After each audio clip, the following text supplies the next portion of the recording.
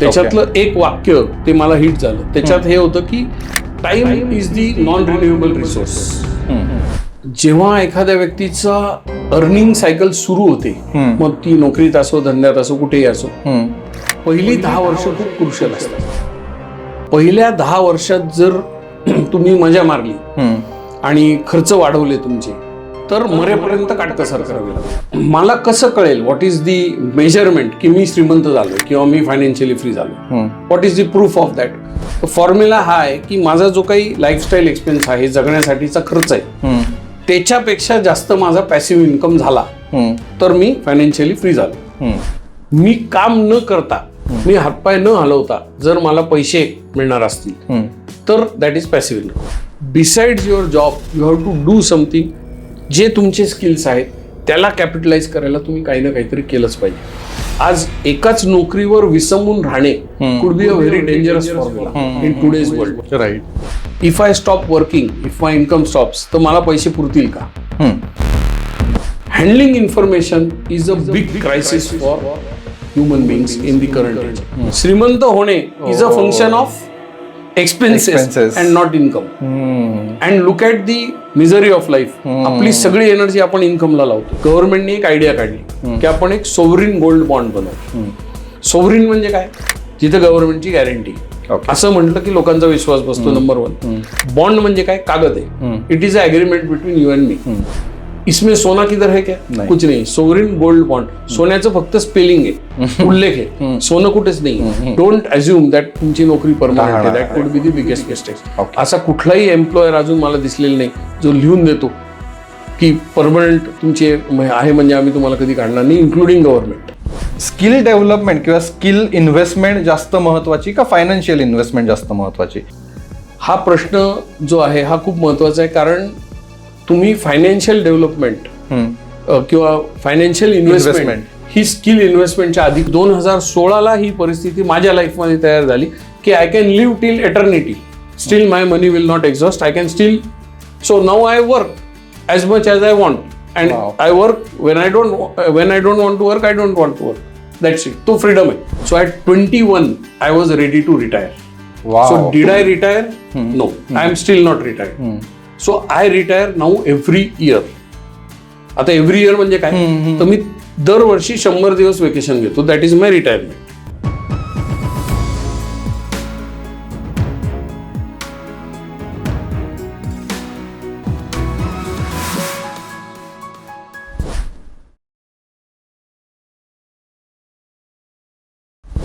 नमस्कार. रोलिंग स्कोपच्या विचार 360 या सेगमेंटमध्ये मी निनाद देशपांडे तुम्हा सगळ्यांचं स्वागत करतो.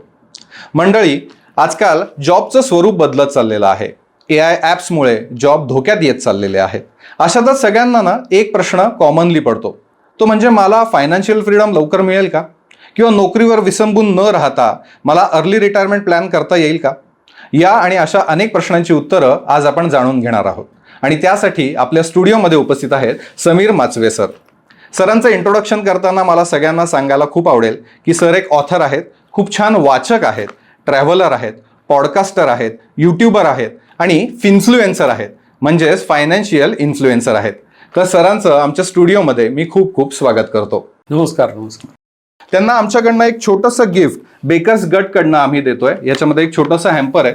ही कंपनी खूप छान प्रकारे केक्स तयार करते. मैद्याचे केक सेन्से नसतात, मिलेट्सचे केक असतात. वेगळ्या वेगळ्या फ्लेवर्समध्ये केक्स बनवतात. त्यातला सगळ्यात फेमस फ्लेवर म्हणजे बकलावा. तो तुम्ही सगळ्यांनी नक्की ट्राय करा. तर सरांना आपण गिफ्ट देऊया. थँक्यू. Yes sir. तरी चालेल. तर सर, तुमचं पुन्हा एकदा स्टुडिओमध्ये खूप खूप स्वागत. लगेचच आपण प्रश्नांना किंवा डिस्कशनला सुरुवात करूयात. आणि मंडळी, मला खात्री आहे की या डिस्कशन अंती तुमचा पण पैशांकडे बघण्याचा तुमचा दृष्टिकोन हा नक्की बदललेला असेल. चला तर सुरुवात करूयात. सर, AIच्या युगामध्ये नोकऱ्यांची असुरक्षितता आणि येऊ घातलेले उद्योग किंवा बिझनेसेस याबद्दल तुमचा दृष्टिकोन काय? Right. So before answering the question, सगळ्यात पहिले धन्यवाद की तुम्ही मला या पॉडकास्टमध्ये बोलवलं तुमच्या. आणि रोलिंग स्कोपमध्ये आय होप की आज आपण जे काही चर्चा करणार आहोत, the audience will get full value for their time. नक्कीच sir. So coming back to नोकऱ्यांची असुरक्षितता, काही वर्ष मी पण जॉब केलेला आहे. सो त्या एक्सपिरियन्सवरनं मी हे सांगू शकतो की मुळात नोकरी ही असुरक्षित असतेच. ओके. आपला भ्रम आहे की माझा जॉब परमनंट आहे. देर is know thing as permanent job. And कायम असुरक्षितता कोणाला आहे नोकरीमध्ये? तर ज्या लोकांना स्वतःचं अपग्रेडेशन करता येत नाही त्या लोकांना कायमच असुरक्षितता आहे. पण if you upgrade your self on on going basis तर तुम्हाला नोकरी टिकवण्याची शक्यता जास्त आहे. ओके. सो माझ्या या पुस्तकात मी एक चॅप्टर लिहिलेला आहे की make yourself an asset. Okay. So माझा स्वतःचा एक्सपिरियन्स मी सांगतो की I was in a production department when I was working. पण मी इलेक्ट्रिकल शिकून घेतलं, मी मेकॅनिकल मेंटेनन्स शिकून घ्यायचं. माझं काम नव्हतं ते. मी कॉम्प्युटर्स शिकलो, ज्या काळात कॉम्प्युटर वापरायचे हे नव्हते. But I kept on upgrading. तिथे माझी थिंकिंग काय होती की समजा मी ज्या कंपनीत काम करतो त्या कंपनीमध्ये एक दिवस ती कंपनी बंद झाली किंवा 50% मॅनपॉवर कमी करायची आणि मी असं इमॅजिन करायचो की तो मालक गेटवर उभा आहे यादी घेऊन लोकांची आणि तो एकेकाला टिकमार्क करतोय की चला कुलकर्णी बाहेर, देशपांडे बाहेर. माझा नंबर आला, समीर माचवे, अरे इसको साइड में रखो. कारण हा काय करतो, हा प्रोडक्शन पण करतो, हा मेंटेनन्स पण करतो, हा लिफ्ट क्रेन पण चालवू शकतो, म्हणजे हा स्किल हर काम आहे. बरोबर. तर इसको एंड में निकालेंगे. So I made myself an asset and I became indispensable. Now one more skill that got added is AI. बरोबर. सो नवीन इन्सिक्युरिटी तयार झाली का? अजिबात नाही. इन्सिक्युरिटी पहिल्यापासूनच आहे. ओके. आता त्याचा बोबाटा झालाय एआय मुळे, because change is becoming faster. तर whether AI or not AI, mantra remains same. स्वतःला अपग्रेड करा. ओके. मग ते एआय मध्ये असेल किंवा तुम्ही जे काही नोकरी करत असाल. आता फॉर एक्झाम्पल डेंटिस्ट आहे, उसका नौकरी को एआई कुछ नहीं कर सकता है. बरोबर. म्हणजे आज तो डेंटिस्ट फिलिंग करतो, इथं एआय येऊन काय एमसील थोडी भरणार आहे दातात. It is not possible. बरोबर. But he himself has to upgrade. कारण उद्या जो नवीन डेंटिस्ट त्याच्या शेजारी दुकान थाटणार आहे तो अपग्रेडेड आला तर हा पण रस्त्यावर येईल. मग तो पण एम्प्लॉईडच आहे, फक्त तो सेल्फ एम्प्लॉईड आहे. बरोबर. त्यामुळे नोकरीमध्ये अनिश्चितता कमी करायची असेल तर स्वतःला ऍसेट बनवा, स्वतः इनडिस्पेन्सिबल बना. तुम्ही एवढी कामं करा, एवढे स्किल्स अक्वायर करा की तुमचा मालक, तुमची कंपनी तुम्हाला काढूच शकत नाही. त्याला 10 वेळा विचार करावा लागेल की इसको निकालणे काय. आणि मग त्याच्यात एआय आहे. ह्याच्यात सेकंड गोष्ट मी अजून एक ऍड करीन. जस्ट मी जे माझ्या आयुष्यातलं पहिलं पुस्तक वाचलं होतं, managing yourself by Jagdish Parikh, त्याच्यातलं एक वाक्य ते मला हिट झालं. त्याच्यात हे होतं की time is the non renewable resource. So ज्या लोकांना इन्सिक्युरिटी वाटते कुठल्याही बाबतीत, आपण विचार करतोय आता नोकरीची, बरोबर, त्या कॉन्टेक्स्टमध्ये बोललं तर टाइमचा तुम्ही कसा यूज करताय हे खूप महत्वाचं आहे. नोकरीच्या वेळेस there is a good time and bad time in life. Right. तुम्ही जेव्हा काम करताय, तुमचं रोजचं लाईफ जगताय, that is a bad time. The good time is spare time. So if you upgrade yourself in spare time, तुम्ही जर Instagram, Facebook बघत बसले माझे पॉडकास्ट सोडून तर तुमचा वेळ वाया जाणार आहे. इतर वेळेस तुम्ही काय करता स्पेअर टाइम मध्ये हे खूप महत्वाचं आहे. आणि जे लोक हुशार असतात, ज्या लोकांना फ्युचरिस्टिक विजन असते, ते लोक त्या फ्री टाइमचा सदुपयोग करतात. सो हे मला खूप लवकर कळलं. So I started upgrading myself through reading books. So मी आतापर्यंत 1200 पुस्तकं वाचली आहेत. मी स्वतः 2 पुस्तकं लिहिली आहेत, 2 अजून प्रिंटमध्ये आहेत. So I kept on upgrading my self such that I become 1% better every next day.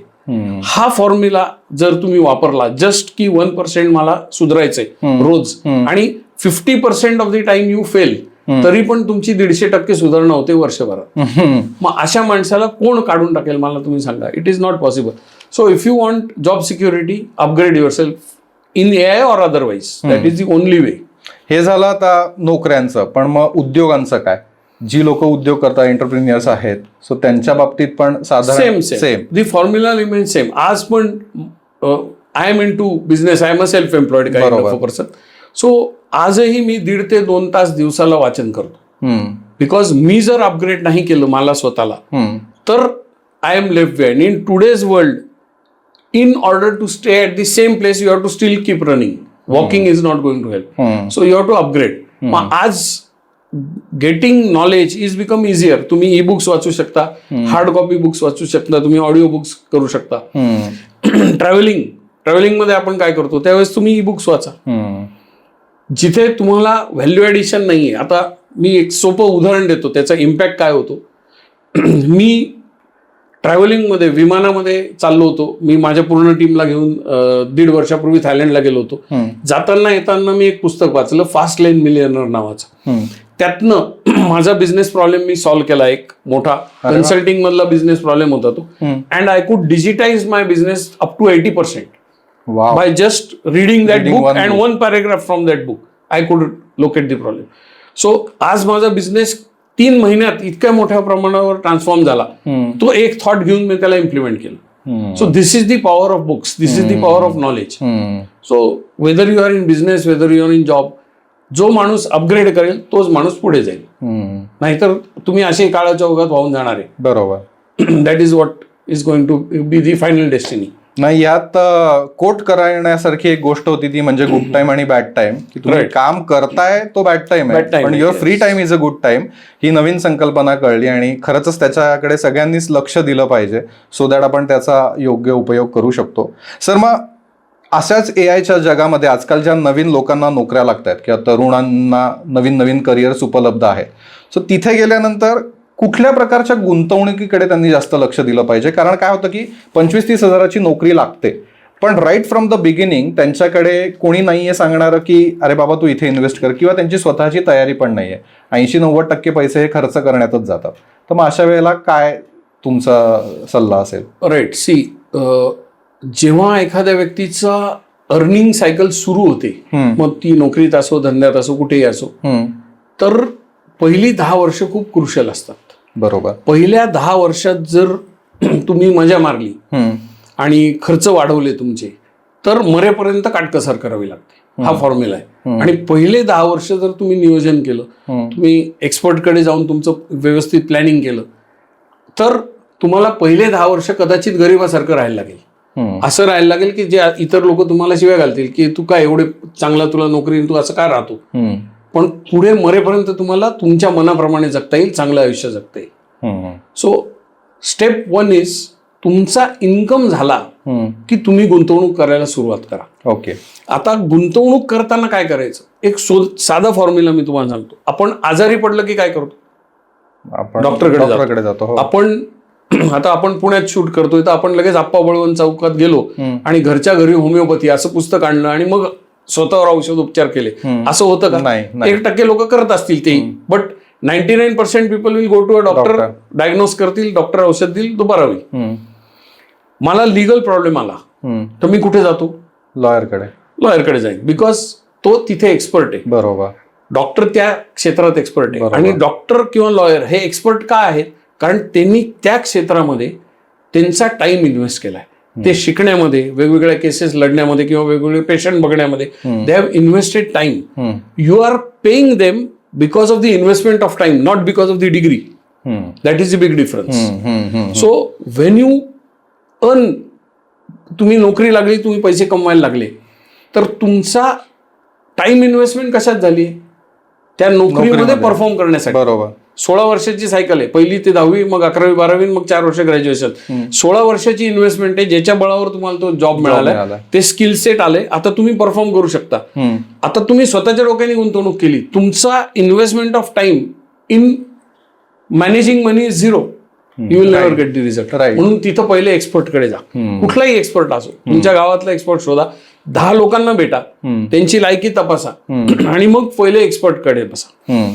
मग हे ठरवा की माझा इन्कम समजा 100 रुपये, त्यातले किती मी फ्युचरसाठी बाजूला ठेवू, किती मी आत्तासाठी खर्च करू, हे प्रमाण एक्सपर्ट बरोबर बसून ठरवा.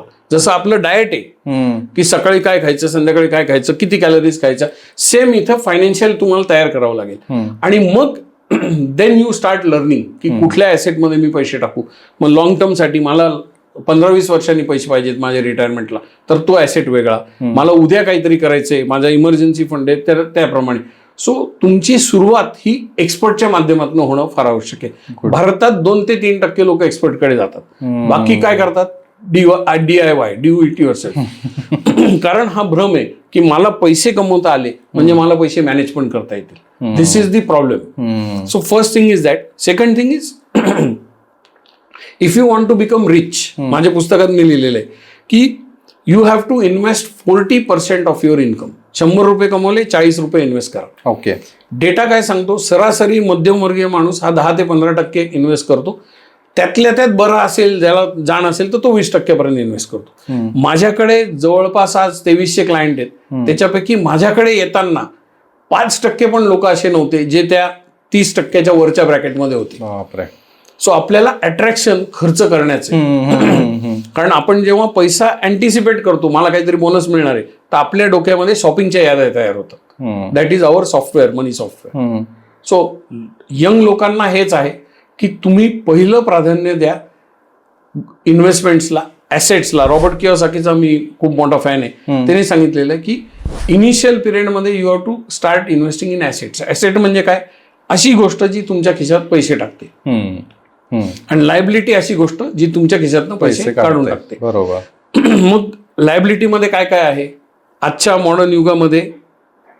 ज्वलंत प्रश्न, घर तुमच्या खिशात पैसे टाकत नाही, so it is a liability.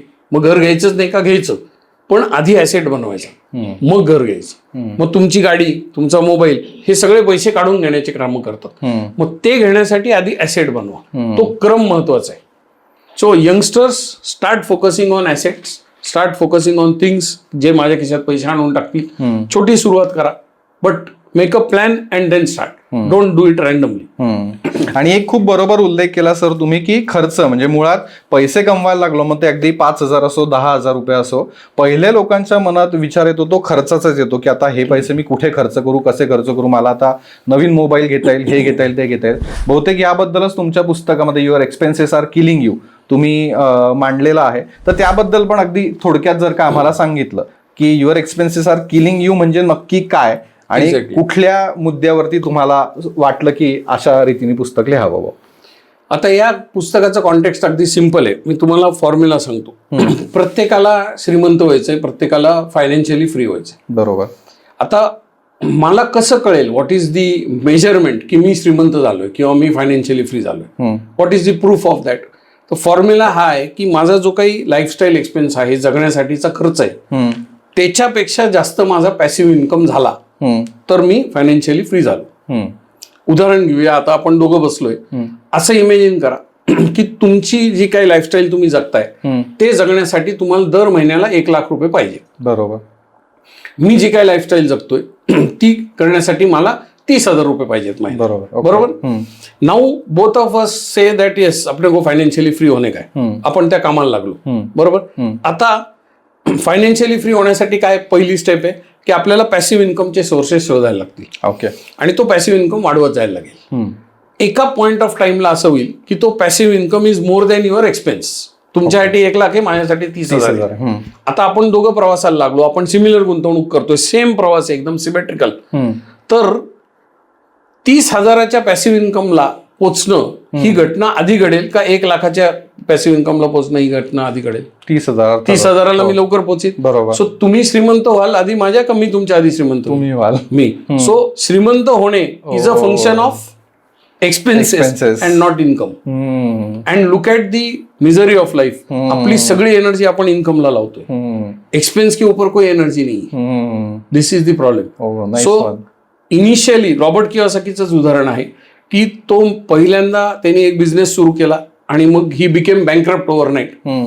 आणि त्यावेळेस त्याला त्याची चूक कळली आणि सगळे पैसे संपले. तर तो आणि त्याची बायको त्याच्या एका मित्राच्या पार्किंग मध्ये राहायला घर नव्हतं, गाडीत झोपायचे, मित्राचे बाथरूम वापरायचं दिवसभर. दे यूज टू फाइंड जॉब्स, जे ऑड जॉब मिळेल तो करायचे आणि 80% पैसा ते इन्व्हेस्ट करायचे. And that is why you read his book and he doesn't read your book. That is the difference. Yes. Right? Why? Because he is focusing on assets. So 3 सूत्री कार्यक्रम आहे. पहिला, इन्कम वाढवायला प्रयत्नशील राहा. मला असं वाटतं की प्रत्येक जण हा प्रयत्न करत असतो इमाने. बरे नोकरी असेल, धंदा असेल, तो हातपाय मारत असतो. सो स्टेप नंबर 1 मध्ये I will say 99% people will pass. Step number 2 is तुमचा एक्सपेन्स कमी ठेवा.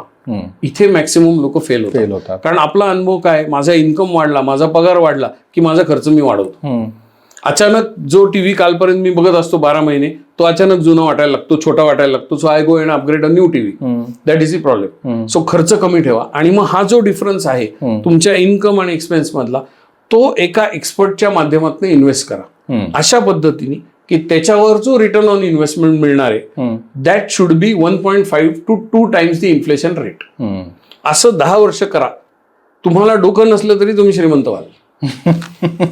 सिंपल आहे, कोई अक्कल नाही लागतं. म्हणून मी म्हणतो की श्रीमंत होण्यासाठी अक्कल लागत नाही आणि पैसे लागत नाही, लागतं काय ही प्रोसेस. आणि ही प्रोसेस आपण फॉलो करत नाही बिकॉज ह्युमन डिझाईन असं आहे की we don't sustain a plan of action. आपण सगळे आरंभशूर आहोत but we are not action takers. So इथे एकच गोष्ट मी सांगेन की take action, take consistent action only for 1 decade. उससे ज्यादा कुछ करने की जरूरत नाही. तोपर्यंत तुम्हाला सवय होऊन जाईल and you will automatically become rich. So becoming rich is very simple provided you control your expenses. बरोबर. इन्कमच्या बळावर श्रीमंत होणं फार अवघड आहे. होत नाही असं नाही, पण it is very difficult because the expense is chasing you. Right. So पुढे आता AI मुळे जॉब्स चाललेत लोकांचे, तर दुसऱ्या साईडला काही लोक जे 40s किंवा 50s मध्ये आहेत ते असा विचार करतात की अरे पुढे जाऊन तर मी अपग्रेड तर काही होऊ शकत नाही, आयदर तेवढा माझं हे नाहीये, अभ्यास नाहीये किंवा मी कोर्सेस नाही करू शकत, सर्टिफिकेशन नाही करू शकत, तर मला आता रिटायर व्हायचं आहे. तर what can be defined as a ideal age, की हो किंवा एज नाही म्हणता येणार पण सिच्युएशन, की ठीक आहे त्या सिच्युएशनमध्ये तो विचार करू शकतो की okay I am ready for early retirement आणि मी अर्ली रिटायरमेंट घेऊ शकतो. Okay. So retirement is a very big conversation for most people. कारण एक सगळ्यात मोठी धाकधूक काय असते की if I stop working, if my income stops, तर मला पैसे पुरतील का, हा खूप मोठा प्रश्न आहे. So technically retirement is not based on age. तर technically it is based on your money that you have or not even money, I will say wealth. So इथे मी स्पेसिफिक शब्दाचा वापर करतोय wealth. So before I answer the question मी तुम्हाला उलटा प्रश्न विचारतो की आपण वेल्थ जेव्हा म्हणतो तर आपल्या डोक्यात काय येतं? तुमच्या डोक्यात काय येतं या क्षणी मी वेल्थ म्हणलं? ऍसेट्स येतात, सोनं नाणं, बँक बॅलन्स, म्युच्युअल फंड किती आहेत, स्टॉक्स किती आहेत, प्रॉपर्टी किती आहेत. This is what we imagine wealth. So if I tell you की वेल्थची मेजरमेंट कशी करणार तुम्ही, what is the unit of measurement? तर करन्सी. आपण रुपयांमध्ये, अंबानींचं वर्थ इतके कोटी रुपये वगैरे वगैरे, राईट, माझं वर्थ इतके कोटी रुपये वगैरे वगैरे, असं आपण ते रुपीज मध्ये. तर सगळ्यात पहिले when we talk about retirement, हे वेल्थचं डेफिनेशन समजणं खूप आवश्यक आहे. माझ्या पुस्तकामध्ये मी ते टाकलेलं आहे की wealth is not measured in currency or rupees. Okay. Wealth is measured in time. So अमेरिकेमध्ये एक शास्त्रज्ञ होता बकमिन्स्टर फुलर म्हणून, त्यांनी हे डेफिनेशन दिलेलं आहे. तर तो असं म्हणतो की वेल्थ हे काय आहे, त्याची मेजरमेंट कशी करायची. तर मी जर उद्या सकाळी काम करणं थांबवलं तर पुढचे किती दिवस, किती आठवडे, किती महिने, किती वर्ष मी माझी आहे ती लाईफस्टाईल मॅनेज करू शकतो without generating a single rupee income by working. Okay. So ही कपॅसिटी जर मी वाढवली तर I am ready to retire. Okay. So wealth is measured in time, number of years I can maintain the same quality of lifestyle without working for it. Okay. आणि ही जर measurement केली तुम्ही आज भारतात तर most people are not ready to retire because they cannot maintain the lifestyle. मग त्याला कॉम्पेन्सेट कसं करतो आपण? बाय डाऊनग्रेडिंग दी लाईफस्टाईल. बरोबर. माणूस जेव्हा नोकरीत असतो, यंग असतो, तो ॲप डाउनलोड करतो, ओला उबर बोलवतो आणि मस्त जातो. आणि मग नंतर तो पायी जातो किंवा रिक्षाने जातो किंवा शेअर्ड, आता आमच्या छोट्या शहरांमध्ये शेअर्ड रिक्षा असतात त्याच्यात जातात लोक, किंवा बसनी जातात पब्लिक. का? कारण ते पैसे पुरवायचे. मेरे मरने के पहिले पैसा नाही मरना चाहिए, इथं हा प्रयत्न बरोबर आहे. त्याच्याऐवजी अर्ली एज मध्ये वेल्थचं डेफिनेशन स्वतःच तयार करा. सो मी जेव्हा नोकरीत होतो आणि मला जॉब सोडायचा होता तेव्हा मी ही कॅल्क्युलेशन करायचो की माझ्याकडे किती वेल्थ झाली, how many years can I sustain. असं करत करत 2012ला मी जॉब सोडला आणि 2016ला ही परिस्थिती माझ्या लाईफमध्ये तयार झाली की I can live till eternity, still my money will not exhaust, I can still. So now I work as much as I want and I work when I don't want to work, I don't want to work. That's it. तो freedom आहे. So wealth create करण्यासाठी मग retirement कधी करायची, ती wealth मोजत मोजत retirement create करा. तुमची वेल्थ आधी क्रिएट झाली, तुम्ही 30व्या वर्षी रिटायर व्हा. और 60 साल में भी नहीं हुआ तो फिर 80 साल तक काम करना पडेगा किंवा कॉम्प्रोमाइज लाईफ जगायला लागेल. मॅक्सिमम लोक आज समाजात तेच करतात. किंवा खूप लोकांसाठी retirement plan is their next generation. त्यांची पोरं they are the retirement plan की बच्चे सांभाळेंगे. पण एखादा निघाला आयटम आणि नाही सांभाळलं तर काय करा तू. So better is make your own plan and how fast you can retire is very, म्हणजे आपण काय म्हणूया ते व्यक्ती सापेक्ष आहे. तो कसं प्लॅन करतो त्याच्यावर सगळा खेळ अवलंबून आहे. But as a thumb rule सांगायचं तर if you invest continuously for a period of say 15-16 years आणि आपलं नशीब अगदी खराब असेल तरी 15-16व्या वर्षी माणूस फायनान्शियली फ्री होतो. ओके, हे एक सूत्र आहे. ओके, ते अवलंबलं पाहिजे. पण ॲज आय सेड अर्लियर तुम्ही एक्सपर्टच्या माध्यमातून ते राबवलं पाहिजे. स्वतःच्या डोक्याने करायला गेले तर इट मे बी डिफिकल्ट. आता तुम्ही फायनान्शियल फ्रीडमचा मुद्दा मांडला सर, आणि तुमच्या बाबतीत तुम्ही काय झालं किंवा कसा तुमचा प्रवास होता, तुम्ही किती अर्ली रिटायर होऊ शकलात आणि आता तुमच्याकडे तेवढी वेल्थ किंवा तेवढं फ्रीडम आहे. तर हे प्रत्येकाच्या बाबतीत होऊ शकतं का, हा माझा पहिला मुद्दा आहे. आणि दुसरा मुद्दा असा की ते फायनान्शियल फ्रीडम मिळवण्यासाठी काय बेसिक किंवा मिनिमम रिक्वायरमेंट किंवा सवयी आहेत ज्या बहुतेक तुमच्या 25 habits of that make you rich या पुस्तकामध्ये पण तुम्ही नमूद केल्या. त्यातल्या मिनिमम सवयी जर का तुम्ही आम्हाला सांगितल्या किंवा प्रेक्षकांना सांगितल्या तर फार बरं होईल, जेणेकरून सगळ्यांचं ते स्वप्न असतं कुठेतरी की अर्ली रिटायरमेंट व्हावी.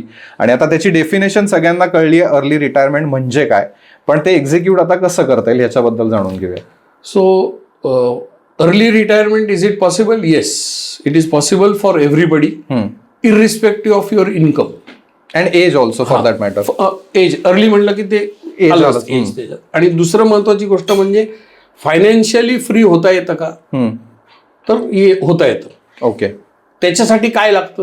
त्याच्यासाठी खूप स्कॉलर पाहिजे का, शाळेत चांगले मार्क मिळाले पाहिजेत का, किंवा माझी IQ लेवलच मुळात चांगली पाहिजे का? अजिबात नाही. पण EQ लेवल खूप हाय पाहिजे, ती डेव्हलप करता येते. बरोबर, पहिली गोष्ट. खूप पैसे पाहिजेत का, तर अजिबात नाही. आता थोडं माझी बॅकग्राऊंड मी तुम्हाला सांगतो की माझं लहानपण जे सुरू झालं, I was born in a lower middle class family. म्हणजे आपण आज म्हणतो की ज्यांच्याकडे पैसे नाही ते भाड्याने राहतात. तर माझ्या फॅमिलीची कंडिशन अशी होती की आमच्याकडे इतके कमी पैसे होते की आम्ही भाड्याने पण अर्ध घर भाड्याने घ्यायची. So that is how we started with. So my father and mother were doing some job which was not paying them very high. आणि मग तशी सुरुवात झाली. आणि त्या बॅकग्राऊंड मधून येऊन मी शिक्षण झाल्यानंतर मग मला रॉबर्ट कियोसाकीचं पुस्तक साधारण 98-99 साली सापडलं. आणि त्याचा माझ्या डोक्यावर मोठा प्रमाणावर परिणाम झाला. आणि तिथे I picked up some very important things in life की पैसे मिळाल्यानंतर त्याचं काय करायचं. कारण आपली जी पूर्ण एज्युकेशन सिस्टीम आहे याचा फोकस एवढाच आहे की to make you a employable product. बरोबर. आणि मी पण त्याच एज्युकेशन बॅकग्राऊंड मधून आलो. 10वी-12वी केली, 12वी नंतर इंजिनिअरिंग केलं, इंजिनिअरिंग नंतर नोकरी केली. एक टिपिकल मध्यमवर्गीयांचा जो प्लॅन असतो त्याच्यात मी पण I was the product of that. But some point of time I realise that ह्यानी मी सर्वाईव्ह होईन but I will not flourish. रस्ते पे नाही आऊंगा मैं, बट माझं चांगलं आयुष्य मनाप्रमाणे मी जगू शकणार नाही. मला काहीतरी कॉम्प्रोमाइज करावं लागेल. मग त्यावेळेस पहिली गोष्ट मला कळली की जर मला पैसे साठवायचे असतील तर पहिली सवय काय आहे, तर मला पैसे सेव्ह करायला लागतील. मी 100 रुपये कमवले, त्यातले पहिले 10 रुपये सेव्ह कर, मग 20 कर, ती कपॅसिटी वाढवायला लागेल. सो मला जी पहिली नोकरी लागली मुंबईला, माझं सॅलरी त्यावेळेस 1993. सो 93 मध्ये I was getting a salary of 2700 रुपये. बापरे. सो 2700 रुपयामध्ये मी 1500 रुपये वाचवायचो. आणि त्या 1500 रुपयाचं त्यावेळेसच्या माझ्या बौद्धिक मालमत्तेप्रमाणे मी RD करायचो. ओके, हा, की पैसे बाजूला पडतायत, खिशात राहिले तर खर्च होते. ही मानसिकता साईडला पैसे टाकायला सुरुवात केली. तेव्हा रॉबर्ट कियोसाकीचं पुस्तक नव्हतं, पण पैसे साठवण्याची एक आपल्याकडे एक भारतात उपजत ती आहे थिंकिंग. सो ते वाचवायला सुरुवात केली. मग हळूहळू जसा पगार वाढेल तसं हे झालं. मग पुस्तक वाचलं, मग आय बिकेम व्हेरी अग्रेसिव्ह. आणि 2003 मध्ये मी एका एक्सेल शीटमध्ये माझे सगळे गोल्स लिहिले. आणि कॅल्क्युलेशन केल्यावर मला असं दिसलं की जर मला 10-11% रिटर्न ऑन इन्व्हेस्टमेंट मिळालं तर मला 30,000 रुपये महिना गुंतवले पाहिजेत की माझे सगळे गोल अचीव होतील. दॅट इज दी ते सत्य माझ्या डोळ्यासमोर आलं की 30,000 इन्व्हेस्ट करायला पाहिजे. पण माझा पगार 20-21 हजार रुपये होता आणि मी अति हुशार होतो, तर सगळे पैसे महिन्याच्या एंडला संपून टाकायचे. सो काही उरलेलं नाही. समोर आहे 30,000चं रिक्वायरमेंट. पण मी ज्या फॅक्टरीमध्ये काम करत होतो, साधारण आम्ही 550 लोक होतो तिथे. त्या 550 लोकांपैकी असं कन्सिडर करा की 50% लोक त्यांचे पगार माझ्याहून कमी होते, 50%चे जास्ती होते, काही लोकांचे माझ्या अर्धे होते, काही लोकांचे माझ्या 5-10 पट होते. या सगळ्यांमध्ये एकच फरक होता की मला ती फिगर माहिती होती, मॅजिक फिगर 30,000 रुपीज. बरोबर. बाकीच्यांना ते माहित नव्हतं. त्यांची लाईफ कटीपतंग सारखी चालली. पैसे येत आहेत, पैसे जात आहेत, they are living and they are very happy for now. But I saw that I have to invest 30,000 rupees. I don't have the aptitude, neither the money. ती माझी लायकी माझ्या समोर आलेली होती की आपण दोनों नाही अभी जगह पे. So I started thinking what to do. आणि मग पहिली गुंतवणूक मी केली 2005 साली. 2 वर्ष मला गुंतवणूक सुरुवात करायलाच लागली. I started with just 3,000 rupees. I just walked into a bank, ICICI बँकेचा मी I was a customer. I walk there and मेरे को म्युच्युअल फंड करना आहे भाई. त्यांनी कुठल्या तरी स्कीम दिल्या, फार काही अक्कल नव्हती, पण चालू करा. That is how I started. आणि मग पुढचे साधारण 2005 ते 2012 ही 7 वर्ष मी जी इन्क्रिमेंट येईल त्याच्यामध्ये 500 रुपये टाकायचो आणि त्याची SIP लावायचो. सो 2012 मध्ये माझी 33,000 रुपये महिन्याची SIP झालेली होती. 11 times from what I started in 7 years. आणि most of the people who are working with me, त्यांना हे माहित नव्हतं की मी 2012 मध्ये देखील 2005च्याच पगारात जगत होतो. So I was squeezing myself kind of. And most people will not like to do it. हे आपलं नेचर आहे की आपल्याला नाही. मगाशी जे मी सांगितलं की तुम्ही इनिशियल इयर्स मध्ये गरीबासारखे राहा, असे राहा की जे बाकीचे कोणी राहत नाहीये. असं का करायचं? कारण नंतर तुम्हाला असं राहता येईल की बाकीच्यांना जे जमत नाही. That is the difference. बरोबर. So I squeeze myself. I kept on investing full flesh. 2012 मध्ये मी जॉब सोडला, कारण तिथे मी ते वेल्थचं कॅल्क्युलेशन केलं की आता माझ्याकडे 10 वर्ष वेल्थ झालीये की पुढचे 10 वर्ष मी सोफ्यावर बसून नुसते रिमोटचे बटन दाबले तरी माझ्या नाश्त्यात पण फरक पडणार नाही. तर this is the time to leave the job. So I left the job. I went into business and मग ते झालं. आज पण मी गुंतवणूक करतो. 2003ला जेव्हा मी माझा प्लॅन लिहिला तेव्हा रॉबर्ट कियोसाकी मी वाचला होता. त्यावेळेस मी एक टार्गेट लिहिलं होतं की माझ्या इन्कमच्या 50% मी गुंतवीन. लायकी होती का? नाही, 0% चालू होतं तेव्हा. But I nevertheless put a target for myself. ते करायला मला अनेक वर्ष लागली. 2012ला जेव्हा मी जॉब सोडला त्यावेळेस मी असं म्हणेन की I had reached around 45% of my income. 2012 मध्ये जॉब सोडला. त्याच्यानंतर 2016ला मी फायनान्शियली फ्री झालो. सो 2005 ते 2016 11 वर्ष मला फायनान्शियली फ्री लागली, व्हायला लागली. 2016 मध्ये माझं वय होतं 41. So at 21 I was ready to retire. So did I retire? No, I am still not retired. So I retire now every year. आता एव्हरी इयर म्हणजे काय? तर मी दरवर्षी 100 दिवस वेकेशन घेतो. That is my retirement.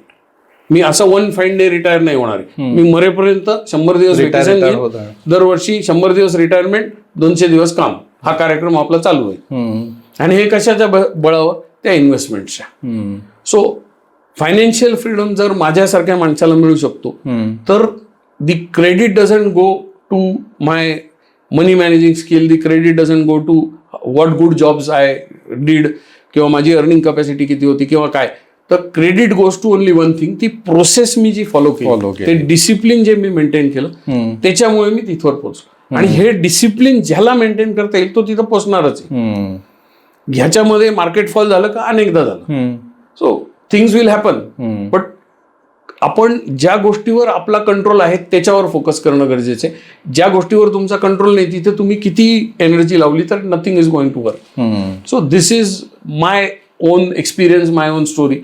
I think if somebody wants to be rich, this is one template you can copy. There will be thousands of templates, but this is one template which you can copy. Most of my clients copy the same template की consistently invest करा. आणि income वाढला की तुमच्या डोक्यामध्ये ऍसेटच्या याद्या तयार व्हायला पाहिजे, ना की लायबिलिटीजच्या. हे सूत्र जर आपण पाळलं, ह्याचं ट्रेनिंग केलं आणि रोज 1 तास स्वतःच्या इम्प्रुव्हमेंटवर द्या, you will remain focused, you will remain discipline. And today I can enjoy that kind of lifestyle. That is the thing. Perfect sir. Nothing difficult. खूपच मोजक्या पण इफेक्टिव्ह शब्दामध्ये सरांनी सांगितलंय. आणि म्हणजे या 2 किंवा 3च गोष्टी खरं तर सरांनी आता सांगितल्या, पण त्यांच्या पुस्तकामध्ये अशा 25 हॅबिट्स त्यांनी दिलेल्या आहेत. तर बहुतेक सर ते पुस्तक वाचल्यानंतर आय थिंक प्रेक्षकांना त्यातनं जास्त नॉलेज मिळेल. वेळेअभावी अर्थात आपण सगळं डिस्कस करू शकत नाही, पण नक्कीच तो पुस्तक वाचण्याचा आग्रह मी सगळ्यांना करीन. त्यामुळे अशा अजून बऱ्याच जे काय फॉर्म्युलाज म्हणा किंवा टेम्पलेट्स त्याच्यामध्ये पण दिलेले असतील, जेणेकरून लोकांना लवकरात लवकर रिटायरमेंट म्हणा किंवा श्रीमंत फॉर दॅट मॅटर आपण म्हणूयात होण्याची संधी किंवा चान्स मिळेल. सर, हे बोलत असताना ना आजकाल बऱ्याच जणांकडनं पण ह्या गोष्टी ऐकायला मिळतात की अरे त्या काळात मी इन्व्हेस्ट केलं होतं, मग मी असं केलं, मी तसं केलं. तुमचा पण प्रवास साधारण तसा होता. त्याच्यामध्ये 90sचा उल्लेख खूप असतो आणि 90s मध्येच लोकांनी बऱ्याचशा इन्व्हेस्टमेंट केल्यात आणि आज त्या अर्ली रिटायर होऊ शकतात किंवा ह्या गोष्टी आहेत. तर आजही तोच फॉर्म्युला अप्लाय केला तर तसेच रिझल्ट मिळू शकतील का, हे विचारण्यामागचं कारण असं की म्युच्युअल फंड वगैरे या गोष्टी किंवा इन्व्हेस्टमेंटच फॉर दॅट मॅटर 90sच्या काळामध्ये एवढी प्रचलित नव्हती आणि लोक करत नव्हते. त्यामुळे जे करत होते त्यांना अर्थातच त्याचे खूप चांगले रिटर्न मिळाले. पण ज्यांना आत्ता 2026 मध्ये 25 मध्ये ह्या गोष्टी कळत आहेत, तर त्यांनी पण पुढचे 10 वर्ष, कारण मेंटॅलिटी झाली की नाही रे तेव्हा केलं म्हणून झालं, आता नाही होणार.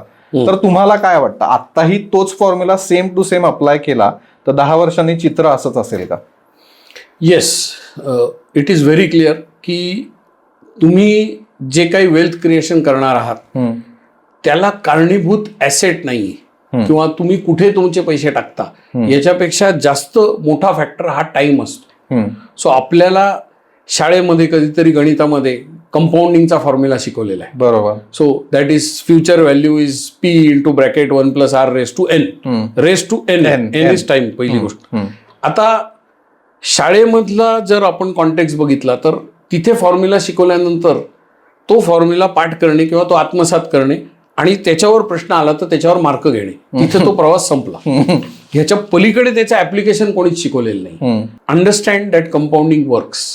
आता मी तुम्हाला एक सोपं कॅल्क्युलेशन सांगतो. आपल्या ऑडियन्सनी हे कदाचित नोट्स याच्या करून ठेवाव्यात असं माझा आग्रह राहील. ओके. असं इमॅजिन करा की मी ₹1,00,000 गुंतवले आज, बरोबर, 1990 मध्ये नाही, आज गुंतवले, and I manage a asset which will give me a return on investment of 11%. Okay, बरोबर. आता मी सुरुवात केली आजपासून. कंपाऊंडिंगच्या फॉर्म्युलामध्ये मी जर हे टाकलं तर 7व्या वर्षी हे पैसे डबल होतात. 7व्याच वर्षी म्हणजे 2 लाख झाले, म्हणजे एका मुद्दलीत एक मुद्दल ऍड झाली. 11व्या वर्षी हे तिप्पट होतात, म्हणजे 3 लाख झाले, म्हणजे एका मुद्दलीत 2 मुद्दल ऍड झाले.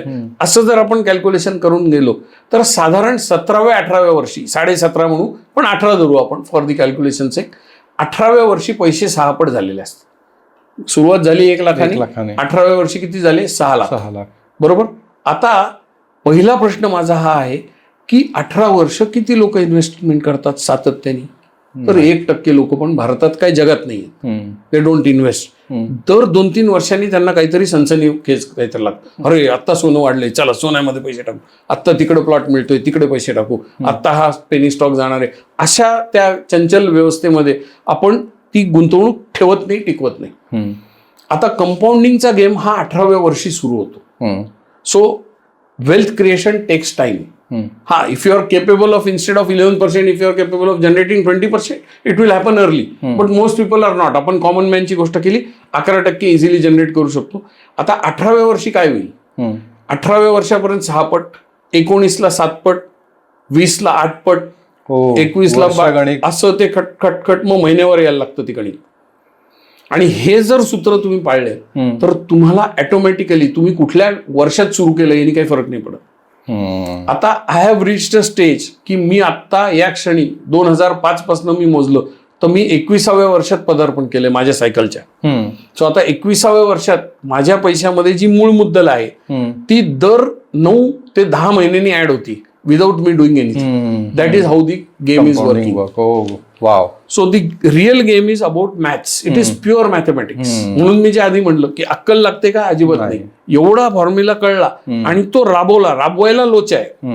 म्हणून माझ्या पुस्तकात मी एक वाक्य टाकलंय की what is the greatest misery of life? The greatest misery of life is that most of us know what we do. You know the formula in school, but few of us do what we know. So knowledge मध्ये game नाहीये, the game is in action, in doing. So जे knowledge घेतलंय ते apply करा. आणि आपण application मध्ये fail होतो, आपण काहीतरी आपल्याला भुरळ पडते, कारण प्रत्येकाच्या मनात ही एक सुप्त इच्छा आहे की मला उद्या सकाळी श्रीमंत व्हायचंय काही न करता. आणि मग आपल्या समाजात हे सगळे फायनान्शियल फ्रॉड होत असतात. हे कशामुळे होतं? त्याच सुप्त इच्छेला कोणीतरी आग लावतं, पेटवून देतं तुम्हाला, आणि मग या स्कीम मध्ये पैसे टाक, त्या स्कीम मध्ये पैसे टाक. तर त्या प्रलोभनांपासून जर आपण स्वतःला वाचवलं, आणि if we just followed the method that time is the king, time is the power, so use time and then maximise the return without taking any undue risk. बरोबर. You will create wealth. बरोबर. So it is very simple. Unfortunately, simple things are missed. Complicated things are what attracts us. Right. Sir, याच्यामध्ये आपण मग आता जसं सामान्य लोक जी असतात वेगळ्या वेगळ्या ॲसेट फॉर्मेशनच्या मागे लागतात, त्याच्यामध्ये ट्रॅडिशनली आपल्याकडे अप्रोचेस होते गोल्ड इन्व्हेस्टमेंट म्हणा, FD म्हणा, RD तुम्ही पण उल्लेख केला, RD झाली, FD झाली, गोल्ड झालं, आणि आता म्युच्युअल फंड आणि स्टॉक मार्केट यायला सुरुवात झालेली आहे, किंवा आता बरेचसे जण त्याच्यामध्ये करतात. तर ह्या प्रत्येक ॲसेट क्रिएशन किंवा इन्व्हेस्टमेंटच्या मेथडमधले जे फरक आहे ते सोप्या भाषेत आम्हाला सांगू शकाल का, जेणेकरून नक्की कुठे आणि कधी इन्व्हेस्टमेंट करावी याचं उत्तर प्रेक्षकांना मिळेल? राईट, निश्चितच. सो प्रामुख्याने 4 ॲसेट्स आहेत ज्याच्यामध्ये आपण आपल्या इन्कम मधनं जे वाचलेले पैसे आहेत ते टाकतो. So the first asset is fixed income instrument, ज्याच्यामध्ये मला आगाऊ माहिती आहे की मला किती याच्यावर व्याज मिळणार आहे बिफोर आय इन्व्हेस्ट. त्याच्यामध्ये पॉप्युलर थिंग्स आर बँकेची FD, पोस्टात पैसे ठेवणे, किंवा PPF. याच्यामध्ये आपल्याला माहिती आहे आज PPF मध्ये पैसे टाकले मला 7%, 7.1% मिळतील, FD केली 6-6.5% जे काय व्याज असेल ते मिळेल, हे माहिती. बरोबर. आता सेकंड ॲसेट इज गोल्ड आणि सिल्वर. कन्व्हेन्शनली आपण गोल्ड सिल्वर मध्ये इन्व्हेस्टमेंट करतो. आता सोन्या चांदीमध्ये अचानक खूप तेजी आली, so everybody is talking of gold and silver. So तिथे काय होतं की तिथे त्या प्राइस वाढत जाणार त्याची, आणि मग त्या प्राइस प्रमाणे जर तुम्ही सोनं विकलं तर you will realise a profit on that. So that is how gold. आपल्याकडे कन्व्हेन्शनली ट्रॅडिशनली स्त्रीधन साठवण्याची प्रथा आहे समाजामध्ये, आणि त्यामुळे आपण सोनं वर्षानुवर्ष घेत राहतो. फार क्वचित लोक सोनं विकतात unless there is a emergency or they are trading primary. Third asset is real estate. Real इस्टेटमध्ये देर इज रेसिडेन्शियल, जे तुम्ही स्वतःचं राहतं घर घ्याल, किंवा कमर्शियल एखादं दुकान घेतलं ते भाड्याने दिलं, किंवा रेसिडेन्शियल रेंटसाठी भाड्याने दिलं, अशा टाईपची, किंवा लँडमधली इन्व्हेस्टमेंट. मग ती NA प्लॉट असेल, ॲग्रिकल्चर असेल. तिथे काय होतंय, परत त्या लँडची जशी डिमांड वाढेल त्याची प्राइस वाढते. आणि fourth asset is the equity market किंवा स्टॉक मार्केट, ज्याच्यामध्ये either you can invest through buying stocks directly or through mutual fund. आता भारतीय माणसांना स्टॉक्स घेतल्याशिवाय त्यांना कावळे शिवत नाही. आपल्याला स्टॉक्स घ्यावेच लागतात, नाहीतर तिकडे शेवटी स्मशानात प्रॉब्लेम आहे. तर आपण काही करून कुठूनही इसका अकाउंट खोल, उसका अकाउंट खोल, एक कुठचं स्टॉक घ्या, त्याच्यात पैसे किती प्रश्न ऍक्च्युअली मिळतात हा प्रश्न निराळा आहे, बट स्टॉक तो आपण लेंगे. म्युच्युअल फंड म्हणजे काय की मी एका एक्सपर्टच्या माध्यमातून जातो, ते स्टॉक्स मी घेतोय, पण आता मी त्या डॉक्टरकडनं औषधं घेतोय instead of buying it from the medical store. It is as simple as this. बरोबर. आता ह्यापैकी जे काही ॲसेट्स आहेत जे तुम्ही कन्झ्युम करू शकता, ज्याला हार्ड ॲसेट्स म्हणतात, त्याच्यामध्ये काय येतं, सोनं चांदी आणि रिअल इस्टेट. फिजिकल आयटम आहे. तुम्ही प्लॉट घेतला की तुम्हाला जमिनीचा एक तुकडा मिळतो.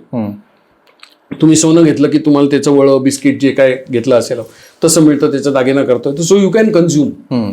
So these are hard assets or what will say physical assets. Second category जी आहे ज्याच्यात फिक्स्ड इन्कम इन्स्ट्रुमेंट आणि इक्विटी रिलेटेड इन्स्ट्रुमेंट्स येतात, दे आर पेपर ॲसेट्स. तर माझ्याकडे खूप म्युच्युअल फंड आहेत म्हणून मी मुलीच्या लग्नात म्युच्युअल फंडचा हार घातला असं नाही होऊ शकत. It can not be consume. बरोबर. सो हे फिजिकल ॲसेट्स आहेत आणि हे पेपर ॲसेट्स आहेत. आता आपल्याला बाय डिझाईन फिजिकल ॲसेट्स बरोबर आपलं एक रिलेशन आहे. As a human being we are design to feel things. आपल्याला अशी वस्तू असली की बरं वाटतं.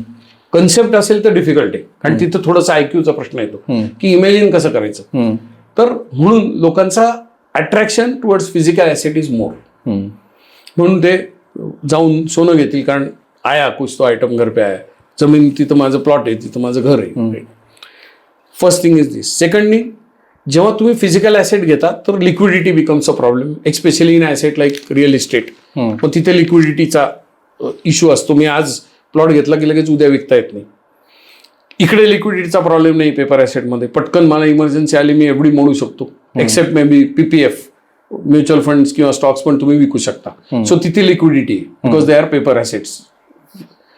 But again information. आता इक्विटी या ॲसेट्समध्ये कन्व्हेन्शनली सगळ्यात जास्त रिटर्न जनरेट होतात.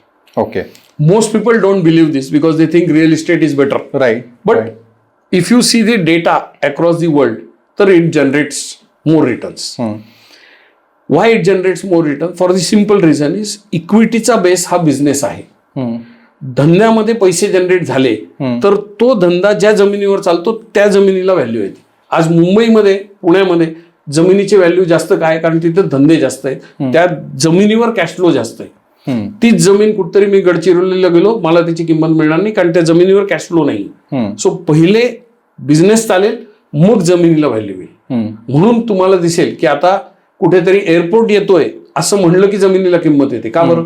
कारण तिथे धंदा येणार आहे, काहीतरी रेलचेल होणार आहे, पैशाचा कॅश फ्लो होणार आहे, मग त्या जमिनीला किंमत येते. So equity is followed by real estate. हे खूप वेळा लोकांना दिसतच नाही. First step is equity. So I am not saying equity is good और बैड, बट इक्विटी को रियल एस्टेट फॉलो करेगा. सो जिधर इक्विटी जा रहा है उधर रियल एस्टेट ले लो, कोई प्रॉब्लेम नहीं आएगा. आत्ताच्या काळात मुंबई 3 आत्ताच अनाउन्स केलं फडणवीस साहेबांनी. उधर जा रहा है अभी इक्विटी, धंधा जाने वाला है. गिफ्ट सिटी है गुजरात मध्ये, धंधा जाने वाला है तो जमीन को कीमत आने वाला है. आता प्रश्न हा आहे की या प्रत्येक ऍसेटला आपण ट्रीटमेंट कशी देतो त्याच्यावर सगळा खेळ अवलंबून आहे. कारण त्या ऍसेटमध्ये काही नाही, त्या ऍसेट बद्दल माझ्या डोक्यात काय चालू आहे, इथे सगळा गेम चालू आहे. सो मी एफडी केली तर मी ट्रीटमेंट कशी देतो त्याला? मी बँकेत गेलो, एफडी केली, एफडीवर लिहिलेलं आहे 5 वर्षाची एफडी. मी 5 वर्ष काही करतो का? नाही. बस काहीच करू शकत काही करत नाही. मी रोज बँकेत फोन नाही करत. काय एवढीच काय आपल्या काहीच नाही करत मी. राईट. पीपीएफ मध्ये 15 वर्ष लॉक इन आहे. Unless there is a emergency in my life मी त्या पीपीएफचं तोंडही बघणार नाही. बरोबर. हो चल रहा है आपले, मी पैसे टाकतोय किंवा एम्प्लॉईज आहेत त्यांच्या एम्प्लॉय प्रॉव्हिडंट फट कट होतो ते फक्त एवढं हिशोब मोजत असतील, जेवढ्या गेले तेवढे जमले का बाबा संपला विषय. But they will not look at the valuation. सोनं चांदी आत्ता काही दिवस सोडले किंवा काही महिने सोडले तर आपण सोन्या चांदीचा भाव रोज बघत नाही. आत्ता सगळीकडे त्याची जो उठतोय तो सोशल मीडियावर सोनं घ्या सोनं घ्या सोनं घ्या, तो सब लोग उसमें लग गए. अभी रिकामे धंदे लागून गेले लोकांना, सोनं घेत आहेत धडाधड. सो तोपर्यंत आपण त्याच्याकडे बघत नाही. वडिलोपार्जित जे तुमच्याकडे दागिने आहेत ते तुम्ही स्त्रीधन साठवत राहता. तुम्ही विकायचा प्रयत्न करा, विकायच्या आधी घटस्फोट होईल. घरचे लोक विकूच देणार नाही तुम्हाला. बरोबर. That is the attraction of gold. So म्हणून त्याला स्त्रीधन म्हणलेलं आहे. तर स्त्रीधन म्हणजे स्त्रीचं धन नाही, ज्या धनावर स्त्रीचा कंट्रोल आहे दॅट इज स्त्रीधन. क्या बात है. तो उसके पीछे मत लगो. ते पण तुम्ही साठवता, उसका भी रोज व्हॅल्युएशन नाही देखते हो. आजीचे घेतलेले सोनं ते पण आपल्या घरात आहे. सो होल्डिंग पिरियड किती आहे बघा. रिअल इस्टेटमध्ये सेम आहे. You don't look at the price. असं इमेजिन करा की तुम्ही एक प्लॉट घेतला, कोथरूडमध्ये प्लॉट घेतला आणि तुम्ही तिथे आजूबाजूच्या कॉलनीत जे लोक राहताय तिथे रोज जाऊन चौकशी करताय. या प्लॉटचा भाव किती आहे, या प्लॉटचा भाव किती आहे. 8-10 दिवसांनी त्या लोकांना तुमचा चेहरा परिचित होईल आणि 15व्या दिवशी ते म्हणतील या माणसाच्या डोक्यावर परिणाम झाला, हा रोज का बरं येतो. बरोबर आहे. फ्रस्ट्रेट हा मालक आहे प्लॉटचा तरी हा असा विकृत का वागतोय. तो कंटिन्युअसली चेक करा क्योंकि वो डेटा तुम्हारे मोबाईल में नहीं आ रहा है प्लॉट का भाव, तर तुम्ही त्याच्याकडे बघत नाही. आता हीच ट्रीटमेंट जेव्हा इक्विटीमध्ये होती तेव्हा बघा काय होतं. इक्विटीमध्ये there is over information. Information is available. तुम्ही नाही मागितली तरी तुम्हाला येणार आहे. ऍपमध्ये रोज उघडून बघताय काय व्हॅल्युएशन झालं, आज वर गेलं रे, आज खाली गेलं रे. हे बघून बघून तुमचं फक्त ब्लड प्रेशर खालीवर होतं, वेल्थ खालीवर होत. That is the problem. So जी ट्रीटमेंट तुम्ही या 3 ऍसेट्सला देताय ती ट्रीटमेंट इक्विटीला द्या. पहिली लेसन हा आहे की don't look at your portfolio because तुमचा पोर्टफोलिओ हा आंघोळीच्या साबणासारखा आहे. तुम्ही जेवढ्या वेळा हात लावाल तेवढा तो छोटा होईल, वाढणार नाही. तो उसको देखो मत, पहिली गोष्ट. Second thing is when you need the money that is the time you are suppose to see that. तोपर्यंत बघू नका. एक प्लॉट घेतल्यावर आपण साधारण 10-15 वर्ष थांबतो. पीपीएफ मध्ये तुम्हाला चॉईसच नाही, तुम्हाला 15 वर्ष थांबणे. एवढी सरासरी माणूस 5 वर्ष करतो. सोनं असंख्य चालू आहे. सेम ट्रीटमेंट इक्विटीला द्या, तुमचे पैसे ऑटोमॅटिक वाढणार आहेत. असं का होतंय मग की आपण चंचल होऊन जातो when it comes to equity or data? कारण आपला जो काही मानव जात आहे या पृथ्वी तलावर, याचं एज हे इन्फॉर्मेशन एज मध्ये अजून कमी आहे. म्हणजे आपण अनेक एज पाहिले, पूर्वीपासून इंडस्ट्रियल एज झालं, त्याच्या आधी एज झालं, आणि आता we are in the information age. Information एजची सुरुवात कधी झाली? 1989 ला, जेव्हा ईस्ट आणि वेस्ट जर्मनीच्या मधली वॉल पाडली गेली, Berlin wall. That is the time they say that information age started. So from 1989 to 2026 किती वर्ष झाले? 26 आणि ती 11, सो 37 वर्ष आपला कालावधी आहे. Compared to that industrial age maybe 300-400 वर्ष चाललं. त्याच्या आधीचे एजेस, त्याच्याहून agrarian age maybe longer. So आपण इन्फॉर्मेशन एज में अभी बच्चे आहे, आपल्याला माहितीच नाही की इन्फॉर्मेशन आल्यावर त्याचं काय करायचं. सो मोस्ट ह्युमन बिंग्स थिंक की त्यांच्याकडे जर कुठली इन्फॉर्मेशन आली तर त्यांना त्याच्यावर ऍक्शन घ्यावी लागेल. आता ती इन्फॉर्मेशन जर रोज यायला लागली आणि त्याचा जर ग्रह असा असेल की मेरे को कुछ तो करना पडेगा, अभी स्टॉक का भाव ऊपर गया मेरे को कुछ करना पडेगा, नीचे गया मेरे को कुछ करना पडेगा, तर तो वेडा होईल. आणि तेच चाललंय. पण बाकीच्या ऍसेट्स मध्ये इन्फॉर्मेशन येते का? नाही. एवढी तुम्हाला रोज बँक फोन करते का? एवढी मध्ये भाई इतका व्याज तुझा जमा झाला आज, दुसऱ्या दिवशी परत फोन, तिसऱ्या दिवशी परत फोन, असं होत नाही. LIC वाले तुम्हाला सांगता का तुम्ही पॉलिसी घेतली की रोज काय आजचं व्हॅल्युएशन, काय नाही करत आपण आज. कारण इन्फॉर्मेशन नाही.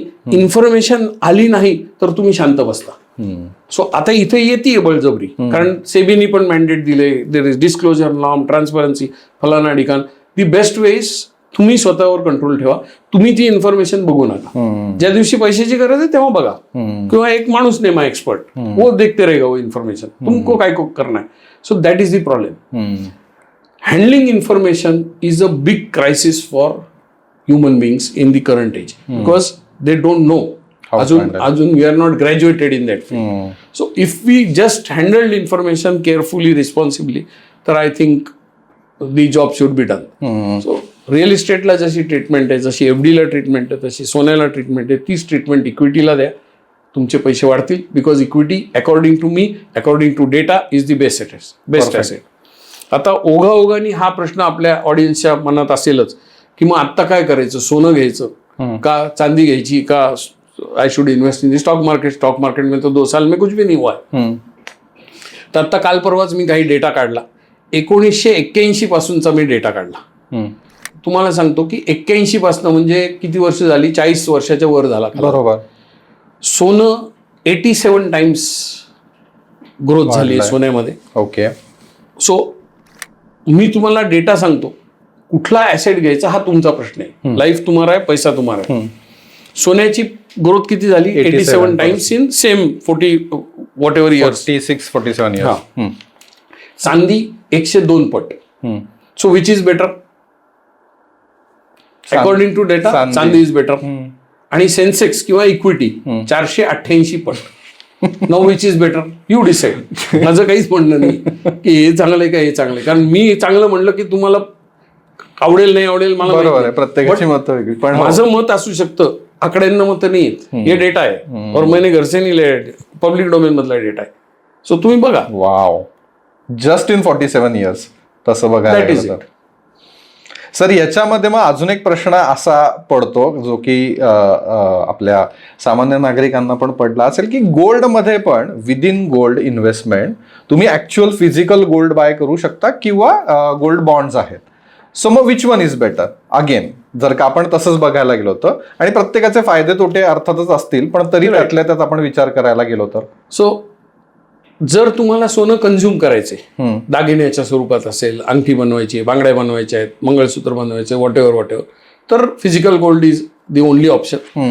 आजच्या तारखेला बहुतांश दागिने हे लॉकरचे धनी आहेत, तिथंच ठेवलेले असतात, आणि बाहेर ते दागिने घालणं इज इट सेल्फ रिस्की. बरोबर. सो चोऱ्या माऱ्या होतात, त्यामुळे आपण ते दागिने घेतो ठेवतो. सो फिजिकल गोल्डला ती एक रिस्क आहे की तिथे चोरी होऊ शकते, आणि जीवावर पण बेतता. अनेकदा आपण पेपरमध्ये वाचतो ते सोन्याची साखळी ओढण्याच्या नादात माणूस पडला आणि पॅरालिसिस, डोक्याला मार लागून. सो त्याचे रिपरकशन्स खूप खराब आहेत. So physical gold has its own place, but becoming less popular by the day. Then physical गोल्डला पर्याय काय तर पेपर गोल्ड किंवा सोवरिन गोल्ड बॉन्ड्स असतील किंवा गोल्ड फंड्स असतील. So it all depends on what are you trying to do finally. So जर तुम्हाला असं वाटत असेल की मला फिजिकल गोल्ड माझ्याकडे पुरेसं आहे, दागदागिने जे काही मला कन्झम्पशनसाठी ते इनफ आहे, तर त्याच्यानंतर जर गोल्ड घ्यायचंय तर पेपर गोल्डमध्ये गेलेलं बरं. आता सोव्हरिन गोल्ड बॉन्ड्स बद्दल बोलायला गेलं तर there is a lock in period. Sovereign gold bonds हा बेसिकली गव्हर्नमेंटसाठी जास्त फेवरेबल आहे आणि बायरसाठी लेस फेवरेबल. त्याच्या मागची माझी अंडरस्टँडिंग काय ते मी सांगू शकतो. सो भारतीय माणसाला सोनं घेतल्याशिवाय शांती मिळत नाही, सारखं सोनं घेतो. बरोबर. पण भारतात सोनं बनत नाही. We have to import. So when you import gold you are spending forex reserve तुमचे कमी होतात. भारतामध्ये फोरेक्स रिझर्व्ह कमी होण्याची सगळ्यात मोठी जी कारण आहे ते पहिलं आहे imports, primarily from China. Okay. And second is gold. आपण खूप मोठ्या प्रमाणावर गोल्ड घेतो. सेंट्रल बँक तर घेतेच. We also buy as a citizen. So गव्हर्नमेंटला हा ड्रेन थांबवायचा आहे फॉरेन एक्सचेंजवर, बिकॉज त्यांनी त्यांचं सगळं बॅलन्स गडबड होते. मग आता ड्रेन कसं थांबवायचा तर लोकांना सांगून पटणं अवघड आहे. It is a very long process. मग गव्हर्नमेंटने एक आयडिया काढली की आपण एक सोव्हरिन गोल्ड बॉन्ड बनवू. सोव्हरिन म्हणजे काय, जिथे गव्हर्नमेंटची गॅरंटी. असं म्हटलं की लोकांचा विश्वास बसतो. Number one. बॉन्ड म्हणजे काय, कागद आहे. It is a agreement between you and me. इसमें सोना किधर है क्या, कुछ नहीं. सोवरिन गोल्ड बॉन्ड, सोन्याचं फक्त स्पेलिंग आहे, उल्लेख आहे, सोनं कुठेच नाही. सो आता मी जेव्हा सोवरिन गोल्ड बॉन्ड घेतो, समजा मी 1 तोळा सोनं घेतलं, आज 1.5 लाख रुपये भाव आहे, मी 1.5 लाख रुपये त्या सोवरिन गोल्ड बॉन्ड मध्ये टाकले, तर गव्हर्नमेंटला त्याच्या अगेन्स्ट 1 तोळं सोनं घ्यावं लागत नाही. Okay. They don't have to buy anything. So drain on forex is saved. त्यांनी फक्त माझ्याकडे एक कागद सरकवला की बाई हे गॅरंटी आहे, भिवू नकोस, मी तुझ्या पाठीशी आहे, तुझं सोनं पण आहे, काळजी करू नको. ओ दे दिया मेरे को. आता पहिला प्रॉब्लेम सॉल्व्ह केला की मी सोनं इम्पोर्ट नाही केलं. दुसरा प्रॉब्लेम काय आहे, ऍज अ इंडियन मला सोनं मोडायची पण खोड आहे. मध्येच मला उक्की आली की मी जाऊन काहीतरी करतो. आता बॉन्ड कसा मोडणार, ते मोडता येणार नाही. पण त्याला लॉक इन पिरियड देऊन टाकला 8 वर्ष. मग आता तुम्ही मोडूच शकत नाही. सो दॅट इज, आता असं केलं तर it could be a discouragement for few people to buy. पण त्यांना एक एक्झिट देऊन टाकली. 5 वर्षांनी एक एक्झिट आहे, मोडायचं तर आत्ता मोडा, नाहीतर परत थांबा 3 वर्ष. तरी पण काही भागदार असतील जे म्हणतील नाही हे बोगस आयटम, मग त्यांना अजून आमिष दाखवण्यासाठी त्याच्यावर 2.5% व्याज ठेवून दिलं. So government is solving it's problem, rightly so, की तुमचं सोनं घेऊन देशाला असा वेगळा काही हातभार लागत नाही. फक्त तुम्हाला फील गुड फॅक्टर येतं आणि बँकेचं थोडं भाडं तुम्ही भरत असाल, त्याच्या पलीकडे खूप मोठा हातभार लागत नाही.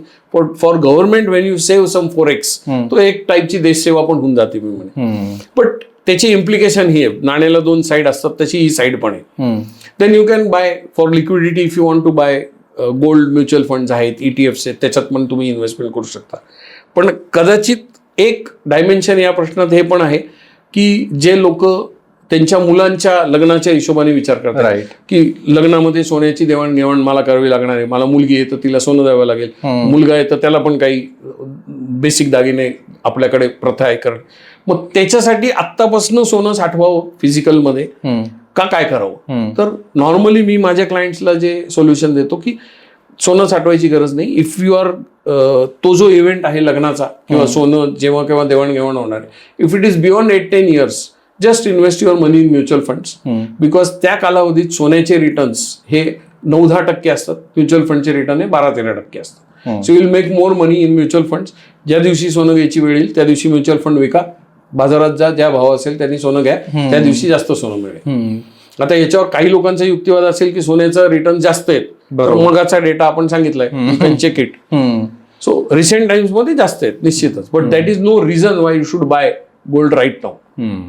ओके सर, परत AI कडे मी वळीन की AI मुळे नोकऱ्या तर जातातच आहेत लोकांच्या, तर अशा वेळेला कुठली स्टेज प्रत्येकाच्या आयुष्यामध्ये असेल किंवा त्याला इमर्जन्सी फंड म्हणून किती पैसे स्वतःकडे साठवणं गरजेचं आहे की उद्या जरी माझी नोकरी गेली, परवा जरी माझी नोकरी गेली, तरी पण मी काही वर्ष सर्वाईव्ह होऊ शकेल. तर याच्यासाठी असा काही फॉर्म्युला आहे किंवा लोकांनी काय डोक्यात ठेवावं, कारण की AI परत तेच करतंय की AI मुळे काही लोक जे घाबरत आहेत त्यांचे जॉब जात आहेत. सो इमर्जन्सी फंडचं सूत्र असं आहे की जर तुमच्याकडे आता इमर्जन्सी फंड नसेल, if you are starting from 0, तर पहिले तुमच्या 3 महिन्या खर्चाला परवडेल, 3 महिने खर्चासाठी पुरेल एवढा फंड तुम्ही बाजूला ठेवा. ओके. तो टिपिकली कुठे ठेवायचा, तर you have to keep it in a FD form or you can keep it in a debt fund, not as a bank balance. कारण बँक बॅलन्स असला की तो खर्च होतो. सो ते करायचं. दुसरं, 3 महिन्यातनं नंतर तो वाढवत 4 महिने 5 महिने असं करत करत 12 महिन्यापर्यंत न्यायचा. म्हणजे माझा जर जॉब गेला किंवा माझा इन्कम कुठल्याही कारणामुळे बंद झाला, जॉब गेला असं नाही, माझा ऍक्सिडेंट झाला मला घरी बसायची वेळ आली, तो मी इन्कम बंद होण्यावाला आहे, बरोबर, त्या केसमध्ये मिनिमम 12 महिने मी सर्व्हाइव्ह झालो पाहिजे. सो त्याची पहिले व्यवस्था करणे हे आपलं पहिलं परम कर्तव्य आहे. हे करताना ही खबरदारी घेणं की त्याचा रिव्ह्यू सातत्याने झाला पाहिजे. इमर्जन्सी आली, इमर्जन्सी म्हणजे काय आता त्याचं डेफिनेशन क्लिअर. इमर्जन्सी म्हणजे ही इमर्जन्सी नाहीये की बाबा मला आता कंटाळा आला या फोनचा, मी आता नवीन आयफोन लॉन्च झालाय तो मी बोलेल येतो. That is not emergency. Even if you feel so की तुम्ही फोन नाही घेतला तर तो कोण आहे दुसरा ऍपल वाला, तो रस्त्यावर येईल. अशी कोई इमर्जन्सी लाईफ में राहती नाही. तर इमर्जन्सी काय, मेडिकल इमर्जन्सी आहे, आपल्याला हॉस्पिटलाइज व्हायला लागलं, मेडिक्लेम माझ्याकडे आहे पण तो जो क्लेम आहे तो रिएम्बर्समेंट मध्ये सेटल होतो, कॅशलेस झाला नाही, दॅट इज इमर्जन्सी. किंवा मी कुठेतरी गावाला गेलोय आणि तिकडे गाडीचा ब्रेकडाऊन झाला तर मोठा खर्च आला, इंजिन का ऑइल खतम हो गया, माझं लक्ष नव्हतं, इंजिन सीज झालं, आता ती गाडी उचलून त्याला खर्च करणे, माझ्या खिशात पटकन देण्यासाठी पैसे पाहिजेत. अशा स्वरूपाच्या ज्या घटना घडतात, ज्या अचानक येतात, नॉट प्लॅन फॉर, त्याच्यासाठी तो इमर्जन्सी फंड वापरला परत तो रिफिल करणं गरजेचं आहे. सो दर ऍटलिस्ट 3 महिन्यांनी चेक करा आपल्या इमर्जन्सी फंड मध्ये किती पैसे पडले.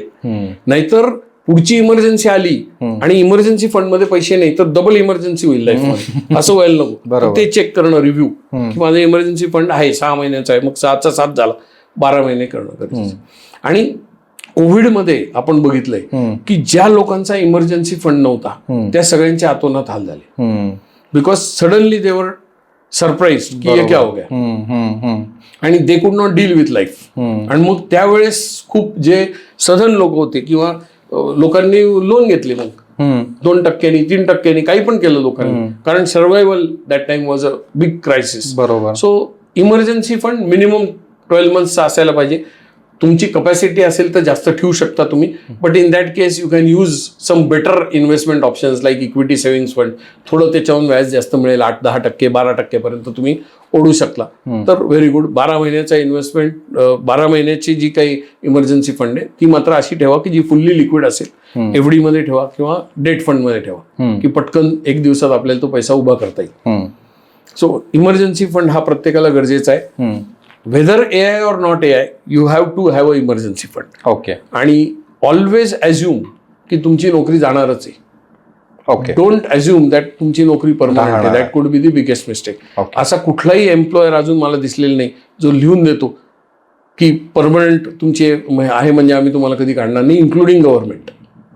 They will not do. So job is never a security. You have to plan for your life for emergency.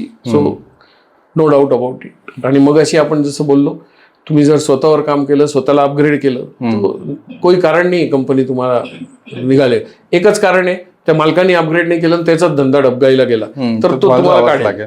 But you will find a job immediately if you have upgraded yourself.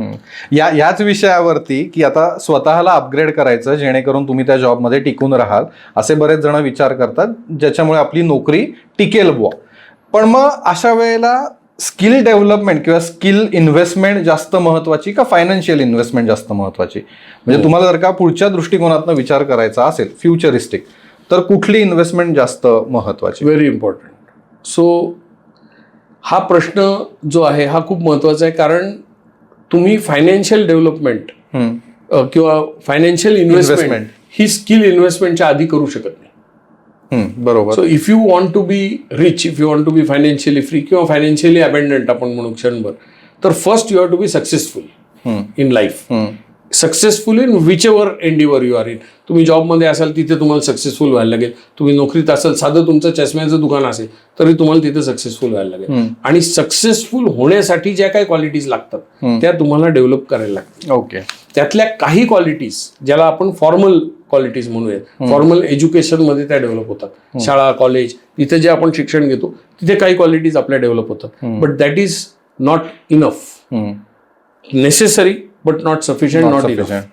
त्याच्या पलीकडे जाऊन काही qualities आपल्याला lifestyle जे काही lifestyle qualities आहेत, जगण्यासाठीचा जो काही आपल्याला क्वालिटीज लागणार आहेत किंवा सक्सेसफुल होण्यासाठी, त्या आपल्याला डेव्हलप करायला लागतील. आणि त्या कशा डेव्हलप होतील ते या स्किल्समधूनच. मग तुम्ही स्किल्स ते असतील, पर्सनल स्किल्स म्हणा किंवा जॉब रिलेटेड स्किल्स असतील, करिअर ओरिएंटेड, त्याच्यावर तुम्हाला काम करावं लागणारच आहे, सातत्याने करावं लागणार आहे. Unless you do it, nobody else will do it for you. First thing. Second thing is, तुम्ही करत नाही आहात म्हणून जग थांबलेलं नाही, दुसरा कोणतरी करतोय तो तुम्हाला ओव्हरटेक करून जाणार आहे. सो स्किल सेट हा पहिले, त्याच्यात 2 फॉर्मल स्किल्स, इनफॉर्मल स्किल्स म्हणजे लाईफ स्किल्स. हे सातत्याने लाईफ लॉंग प्रोसेस आहे. रॉबर्ट कियोसाकीने त्याच्या पुस्तकात सांगितलं की for most people their education stops when they come out of the college. That is the sure short formula for financial suicide. It should never stop. Education is a life long process. शिकत राहणं. तुम्ही शिकण्याचा form वेगळा असेल. तुम्ही कोणी ऐकून शिकतो. आता I am audio person, so I will listen. Somebody reads continuously कर, but you have to upgrade. So पहिले स्किलवर काम करा. स्किलवर तुम्ही काम केलं की तुमच्याकडे पैसा आपोआप येईल. कारण money is a by product of your knowledge. Always. तुमचं जेवढं नॉलेज चांगलं तेवढं तुमच्याकडे पैसे जास्त येणार. तुमच्या गावामध्ये एक साधा जनरल प्रॅक्टिशनर डॉक्टर आहे आणि एक कोणतरी मल्टी स्पेशालिटी एक्सपर्ट आहे, MD मोठा सर्जन आहे. दोघांमध्ये पैसे कोणाला जास्त मिळतात? Multi speciality. हा, कारण त्यांनी स्वतःचं अपस्किलिंग केलेलं आहे. सो एक्सपर्ट कोण आहे? Who knows more and more about less and less, but that is where the money is. So ही तो मेंदूत जाईल, मेंदूतले फक्त ऑडिओवाल्या मेंदूत जाईल, you don't know. So upgrade केलं की तुमचा इन्कम वाढणार. So money is a by product of your knowledge. So पैसे के पीछे मत लगो, नॉलेज के पीछे, सक्सेस के पीछे. पैसा अपने आप आहे. बरोबर. That is the formula. हा फॉर्म्युला फॉलो केला, इन्व्हेस्टमेंट करण्यासाठी पैसे कुठून आणायचे हा प्रश्नच राहणार नाही. पण ऑन दी अदर हँड कुठेतरी इन्व्हेस्टमेंट ही सवय म्हणून इन्कल्केट झाली पाहिजे प्रत्येकाच्या आयुष्यामध्ये, असं पण यातनं कुठेतरी अधोरेखित होत आहे. 30च्या वयाच्या आत आर्थिक स्वातंत्र्य जर का मिळवायचं असेल, 30 माझ्या मते ही खूपच कमी एज म्हणता येईल. 40 म्हणूयात आपण, की 40 वयाच्या आतच जर का फायनान्शियल फ्रीडम मिळवायचं असेल तर कुठले मार्ग अवलंबावे लागतील? जसं आपण आधी पण बोललो की if you want financial freedom at any age, the best thing you can do is to start early. बरोबर. सो लवकरात लवकर सुरुवात करा. ती सुरुवात छोटी असली तरी चालते. ओके. 2 वर्षानंतर माझा पगार वाढला की मी 1000 रुपयाची SIP करतो, पेक्षा आज माझी लायकी नाहीये पण मी 100 रुपयाची SIP करतो. That is better. Okay. So starting early is the first point. Doesn't matter whether you have money or not. तुमच्याकडे बिगेस्ट ऍडव्हान्टेज आहे टाइम. सो ते करा, पहिली गोष्ट. दुसरं, कॅल्क्युलेशन करा की तुमचा फायनान्शियल फ्रीडमचा नंबर काय आहे एक्झॅक्टली. किती पैसे झाले की मी फायनान्शियली फ्री होणार आहे. पण त्याच्यासाठी मगाशी आपण बोललो तसं तुमचा खर्च कमी ठेवा, म्हणजे तुम्ही पटकन फायनान्शियली फ्री व्हाल. आणि एक म्हणजे जागरूकपणे रोजच्या रोज किंवा अगदी रोजच्या रोज नाही जमलं तर आठवड्यातनं एकदा तुमचं बजेटिंग करा. पैशाचं आवक जावक तपासा. एक बजेटिंग टूल आज अनेक ऍप फ्रीमध्ये मिळत आहेत, त्याच्यावर ट्रॅक करा. कारण तुम्ही जे ट्रॅक कराल तेच तुम्ही कंट्रोल करणार आहे. So keep tracking. किती मला पैसे मिळाले, किती मी खर्च करतोय, त्यातला किती खर्च आवश्यक आहे, किती अनावश्यक खर्च आहे. सो ह्याच्यात मी एक रूल लिहिलाय, 24 आवर रूल. त्याच्यात माझंच उदाहरण मी त्याच्यात दिलेलं आहे की एक दिवस माझं डोकं फिरलं, मी एक कारच घेऊन आलो अचानक, without any reason. Okay. So I got the car. I did not pay for it. माझा मित्रच होता तो सेकंड हँड कारचा dealer. I always buy a second hand car. So I got the car. आणि त्यावेळेस माझ्या वाईफनी मला तो रूल समजावला. ती म्हणजे गाडी छान आहे, सगळं छान आहे, आपण लेंगे भी, बट आपण 24 घंटा रुकेंगे. आत्ता निर्णय नाही घेणार, आपण 24 तास थांबू. 24 तासामध्ये ती जी काही मला उकळी फुटली होती गाडी घ्यायची किंवा ती जी झिंग आली होती की येस नाही गाडी मस्त, छान इंटिरियर वगैरे, ती सगळी उतरून गेली होती नशा. आणि next day I did not by the car. माझ्याकडे ऑलरेडी गाडी होती. So this is a example of impulsive buying. आणि अशा सतत आपल्याला उकळ फुटत असतात. सो जेव्हा जेव्हा अशी इच्छा होईल की शॉपिंग करते, तेव्हा तेव्हा एक रूल फॉलो करा. हा 24 तास डिले करा तो निर्णय. स्वतःला प्रश्न विचारा, ही गोष्ट मला हवीशी वाटते का माझ्या गरजेची? गरजेची असेल लगेच घेऊन टाका. हवीशी वाटत असेल 24 घंटा रुको. तुमचं तुम्हाला कळून जाईल. There is no rocket science in this, right? So mobile phone घ्यायचा आहे आजच्या युगातलं अगदी आपल्या ऑर्गन झाला आहे बॉडीचा. सो मोबाईल फोनची आवश्यकता काय आहे? तर माझा आवाज तुम्हाला आणि तुमचा आवाज मला एखाद दुसरे ॲप वापरणे त्यातले, एवढीच त्याची आवश्यकता आहे, बरोबर? मग आता मी जेव्हा मोबाईल फोनच्या दुकानात जातो आणि माझ्याकडे पॅसिव्ह इन्कम आहे दर महिन्याला 50,000चा आणि मी 4 महिने थांबून पॅसिव्ह इन्कम मधनं आयफोन घेतो, तर it is not going to pinch me. पण माझा पगार 50,000 रुपये, त्यातनं माझा घर खर्च 30-40,000 रुपये आहे आणि मग मी जाऊन आयफोन घेतो आणि तोही हप्त्यावर, तर it is going to pinch. म्हणून ही सतत विवेक बुद्धी किंवा हा फायनान्शियल प्रुडन्स येणं, हा सेल्फ कंट्रोल येणं फार आवश्यक आहे की मी खर्च कमी करीन माझे, आणि आवश्यक खर्च करणारच आहे. खाण्यापिण्या का खर्च करना पडेगा तुमको, ते करा. And then you save the money. मग तो पैसा कामाला लावा, ही सवय पहिले लावा. एकीकडे मी काम करतोय, मी मजबूत काम करतोय because I am young, I am trying to retire early, so I am starting early.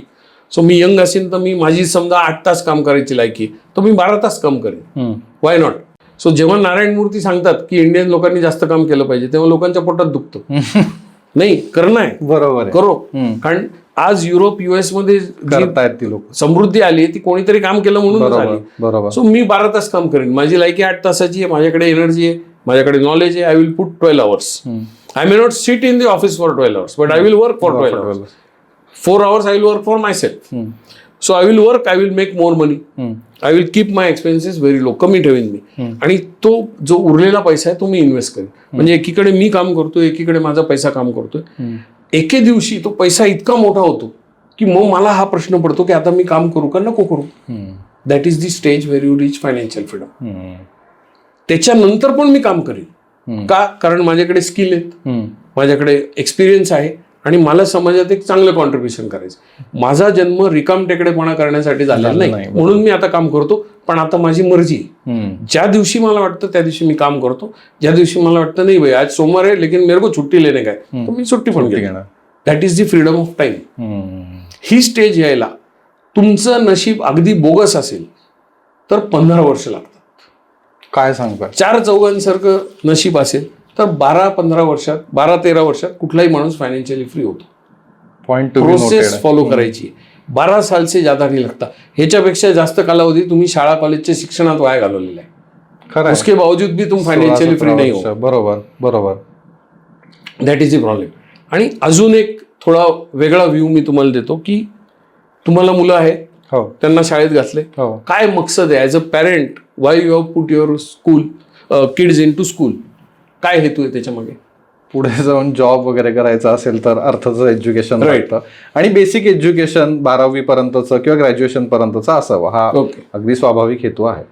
So असं म्हणायचंय का तुम्हाला ॲज अ पॅरेंट की माझ्या मुलांनी सक्सेसफुल व्हायला पाहिजे? Eventually that is my target. बरोबर. की त्या पोरांनी सक्सेस. बरोबर. आता what is the measurement of success? कसं कळेल की आपलं कार्ट सक्सेसफुल झालंय का नाही झालंय? हे कसं कळणार? पुढे जाऊन चांगला जॉब मिळाला किंवा पैसे चांगले मिळाले, पैसे, right?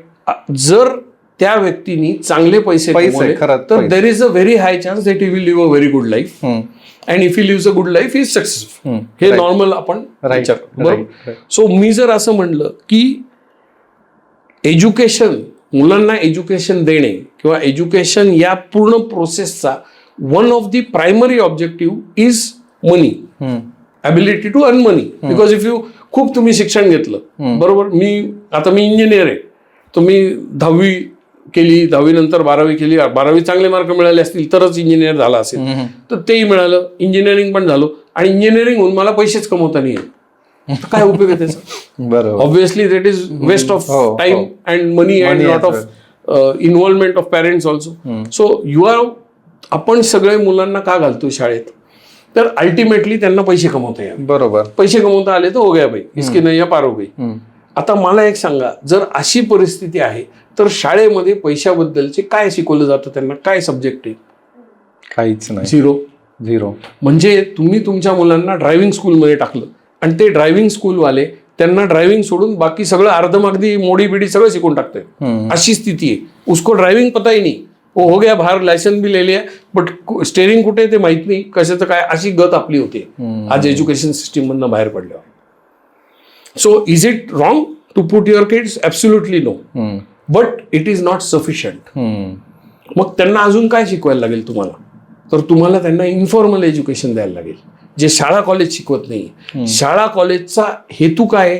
To make them a employable product. त्याला असे काही स्किल द्या जे स्किल जाऊन तो कुठेतरी वापरेल. ते एखाद्या नोकरीच्या ठिकाणी असेल, एखाद्या धंद्यामध्ये असेल, कुठेही असेल, but he will use that skill and if he uses that skill he will probably get paid. इतना ही रोल स्कूल का है. This does not guarantee that he become successful. Right.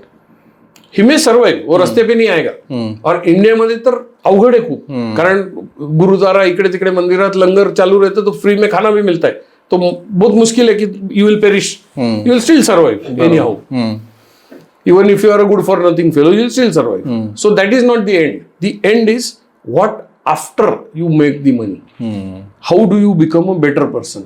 Right. So त्याच्यासाठी पॅरेंट्सनी ही जबाबदारी घेतली पाहिजे की त्यांनी इनफॉर्मल एज्युकेशन दिलं पाहिजे. आणि आज अनफॉर्च्युनेटली हे पॅरेंट्स करत नाहीत because they R themselves busy, because they are a product of the same education system. They are only टॉट टू वर्क फॉर मनी. तो सुबह उठता है, काम पे जाता है, 2 टाइम पंच, 1 टाइम लंच, संपला विषय. पोरं काय जात आहेत शाळेत माहित नाही. आणि आता पॅरेंट्सचा दृष्टिकोन कसा झाला, स्पेशली मोठ्या शहरात, की शाळा भारी पाहिजे, पोरं भारी नसली तरी चालतील, शाळा भारी पाहिजे. इंटरनॅशनल, युनिव्हर्सल सगळ्या पदव्या लावून दिल्यात शाळा, तो धंदा बन गया. Is it wrong? Absolutely not. पण आपली जबाबदारी आहे की त्या मुलांना इतर गोष्टी शिकवणे, आणि ते जर तेव्हा पायाभरणी केली नाही तर हे पोरं पुढे जाऊन फायनान्शियली फ्री होणार नाही.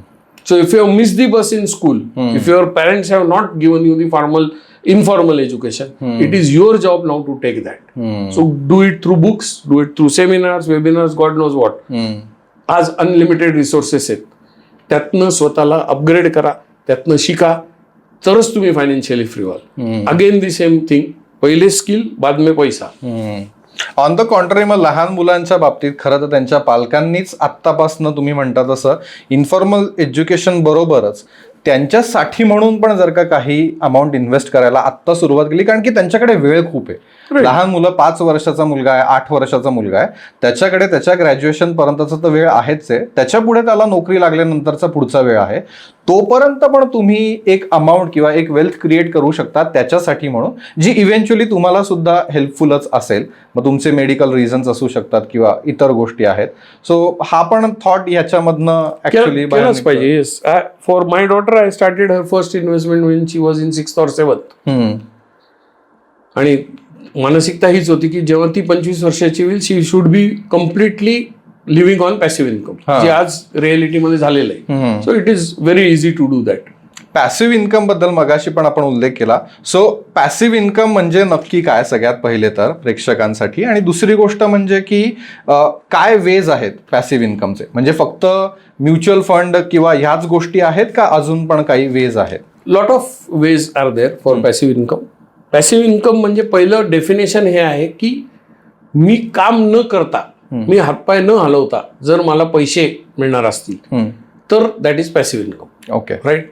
So one of the easiest way to generate passive income is की तुम्ही असं काहीतरी यंत्रणा तयार करा, अशी काहीतरी ATM machine kind of a thing, ज्याच्यामध्ये the money comes out because you have invested some time, some money in the few years behind that, तर ते येणार. ओके. मग पॅसिव्ह इन्कम मध्ये पण लेवल्स आहेत. सो एफडी मधनं पण पॅसिव्ह इन्कम घेता येतो का? येतो. आज आपण जर 1-2 पिढ्या मागे गेलो तर त्या पिढीतले लोक सातत्याने पॅसिव्ह इन्कम एफडीतनंच घ्यायची किंवा पोस्टातनं घ्यायची, आयुष्यभर पैसे साठवले. किंवा 1-2 पिढ्या मागे गेलो तर लोक पूर्ण आयुष्यभर काम करायचे. So most of them would get some retirement benefit. मग ते पोस्टात टाकले, त्याची एफडी केली, त्याच्या व्याजावर त्यांचा उदरनिर्वाह व्हायचा. That is passive income. Is it efficient? No, because it is not beating the inflation rate. But they were happy to live that kind of life, कारण त्यांच्या मुळात गरजा कमी होत्या. आता काय झालंय, आता आपल्या आजूबाजूला जे काही चेंजेस झालेत, प्रायमरीली बिकॉज ऑफ इंटरनेट, आपल्या गरजा वाढल्यात, सारखी प्रलोभन आहेत. तुम्ही एखादं बूट चेक केला की ऍडव्हर्टाईज सगळ्या बुटाचेच यायला लागतात. सो हे प्रलोभन वाढत चालले. प्रलोभन वाढलं की आपण त्याला बळी पडतो, बळी पडलं की खर्च वाढतो. So you now you will need more efficient ways to generate passive income. मग ते एफिशियंट वेज कुठले की असे ॲसेट्स ज्याच्यामध्ये रिटर्न्स हे दीडपट ते दुप्पट आहेत इन्फ्लेशन रेटच्या, असे ॲसेट शोधायला लागतील. मग ते प्रामुख्याने कुठे सापडतील? One of the asset is real estate, one of the asset is equity market. Equity market is very very regulated. मग सामान्य माणसासाठी ज्याचा हार्ड अर्न पैसा आहे आणि ज्याला एक लिमिटेड नॉलेज आहे, लिमिटेड रिसोर्स आहे, त्याच्यासाठी equity market is the best thing. कारण तिथे पैसे बुडत नाही. तिथे तुम्ही पैसे बुडवू शकता पण तिथे पैसे बुडत नाही. You have to follow the rule, then you will pass through. Second asset is real estate. But इंडियामध्ये रिअल इस्टेटमध्ये काही स्पेसिफिक इश्यूज आहेत. पहिली सगळ्यात मोठा प्रॉब्लेम इट इज अनरेग्युलेटेड. त्याला रेग्युलेटर नाहीये, त्यामुळे एकच प्लॉट 4-4 लोकांना विकला जातो. So if you have no knowledge about real estate, खूप मोठा चान्स आहे की तुम्ही त्याच्यात फसून जाल. त्यामुळे नॉलेज घ्या आणि इन्व्हेस्ट करा. Real estate is a very good asset provided you have the knowledge. आणि त्यातले छक्के पंजे पण तुम्हाला माहिती पाहिजे. कारण आपलं अनफॉर्च्युनेटली आपल्या देशात हे सगळे ॲसेट जे आहेत हे अनरेग्युलेटेड आहेत. सो म्हणून केअरफुल राहणं. मग रिअल इस्टेटमधनं तुम्ही पॅसिव्ह इन्कम कसं घ्या? एखादा घर घेतलं, ते भाड्याने दिलं, पण again rental yields are only 3%, so not beating inflation. किंवा एखादं दुकान घेतलं, ते भाड्याने दिलं, किंवा एखादी जमीन घेतली, त्याच्यावर एखादी फॅक्टरी उभी राहिली. मल्टिपल वेज आहेत, मग त्याच्यात ग्रेड्स आहेत. सो ॲज यू ग्रो, तुम्ही जेवढं स्किल्सवर तुमच्या काम कराल तेवढं तुमचं पॅसिव्ह इन्कम एफिशियंटली जनरेट होणार. So that is how you have to generate passive income. आणि मागच्या प्रश्नालाच अनुसरून की मल्टिपल सोर्सेस ऑफ इन्कम पाहिजेत का? तर पाहिजेत. One of the source is passive income. Besides your job you have to do something. जे तुमचे स्किल्स आहेत त्याला कॅपिटलाइज करायला तुम्ही काही ना काहीतरी केलंच पाहिजे. आज एकाच नोकरीवर विसंबून राहणे could be a very dangerous formula in today's world. Right. So try to see की तुमचे काय स्किल्स आहेत, ते तुम्ही कसे मॉनिटाईज करू शकाल, हे करणं फार आवश्यक आहे. आणि इट इज बेटर की तुम्ही तुमची गंगाजळी जेवढ्या लवकर मोठी करू शकाल तेवढं बेटर आहे. तेवढं तुम्हाला पॅसिव्ह इन्कम जनरेट झाला तर then you have a choice की जे काही तुमचं आत्ताचं अर्थार्जनाचं माध्यम आहे, नोकरी असेल, धंदा असेल, ते कंटिन्यू करायचे, त्याच्यात काही चेंजेस करायचे, काय करायचे, त्या सगळा चॉईस येतो. So ultimately the game is to start passive income as early as possible, but it takes time. Typically 10 to 12 years तुम्ही दिले पाहिजेत. आणि ॲज यू सेड की पॅसिव्ह इन्कम जनरेट करायचा आहे, बरोबर. आता त्याच्यासाठी तुमच्याकडे पैसे असून उपयोग नाही. पहिले तुमची मानसिकता, माइंडसेट खूप इम्पॉर्टंट आहे. Most people think that generating passive income is very difficult. Right. खूप हातपाय मारायला लागतील, काय करावं लागेल. आता मी जे उदाहरण देणार आहे हे यातनं तुमचे 2 प्रॉब्लेम सॉल्व्ह होणार आहेत. एक, तुमचा पॅसिव्ह इन्कम कसा जनरेट व्हायचा हा प्रश्न सुटेल. आणि मुलांना पैशाबद्दल काय शिकवायचं, इन्फॉर्मल एज्युकेशन द्यायचं म्हणजे काय करायचं, त्यांची मानसिकता कशी तयार करायची ते आपण बघूयात. असं इमॅजिन करा आता की तुम्ही कुठेतरी जॉब करताय, दर महिन्याला तुम्हाला एक विशिष्ट अमाऊंटचा पगार मिळतो. That is how life is. आता आपण आंबे खातो, आता आंब्याचा सीझन येऊ घातलाय, बरोबर. आपण आंबे कसे खातो? बाजारात जातो, ते आंबे आणतो, ते चिरतो किंवा त्याचा रस काढतो, and then we eat it, we enjoy the mango. सगळ्यांचं आवडतं फळ आहे. आणि मग त्याची जी सालं आणि कोई आहेत ते कचऱ्यामध्ये जातात. असं आपण दशकानुदशकं करतो. सो असं इमॅजिन करा आता की तुमचा जो इन्कम आहे, मग तो नोकरीतनं असो, धंद्यातनं असो, कुठूनही असो, दर महिन्याला जो इन्कम तुम्ही जनरेट करताय तो एक आंबा आहे. असं इमॅजिन करा. ओके. त्याचा जो पल्प गर तुम्ही खाताय that is your expense for living what ever quality of life your living. Okay. आता आपण रिअल लाईफमध्ये जो हा इन्कम स्वरूपी आंबा आहे त्याला पण खऱ्या आंब्यासारखी ट्रीटमेंट देतो. त्याच्या पण कोई आपण कचऱ्यातच टाकून देतो. We don't treat it with much responsibility. So ती जी कोय आहे दॅट इज युअर सेव्हिंग. आता तुम्हाला काय करायचंय तर ती कोय पेरायची आहे. रिअल लाईफमध्ये तुम्ही समजा एखादी जमीन असेल, त्याच्यामध्ये त्या मातीमध्ये ती कोय, रिअल कोय लावली, त्याला खत पाणी घातलं, तर त्याचं मोठं आंब्याचं झाड व्हायला किती वर्ष लागतील? 7-8 वर्ष. काइंड ऑफ कलमी आंबा असेल तर 5 वर्षात होईल, पण आपण 7-8 वर्ष धरू, एक रिझनेबल टाइम. आता 7-8 वर्षांनी ते झाड मोठं झालं, त्याला तुमची गरज आहे का? नाही, ते स्वयंभू झालेलं आहे. आता तुम्ही आंबा कोय किती लावली होती? एकच. तर त्याला एकच आंबा येईल का? नाही, त्याला अनेक आंबे येतील आणि दरवर्षी येतील आणि पुढे येतच राहतील जोपर्यंत ते झाड जिवंत आहे. That is passive income. Wow.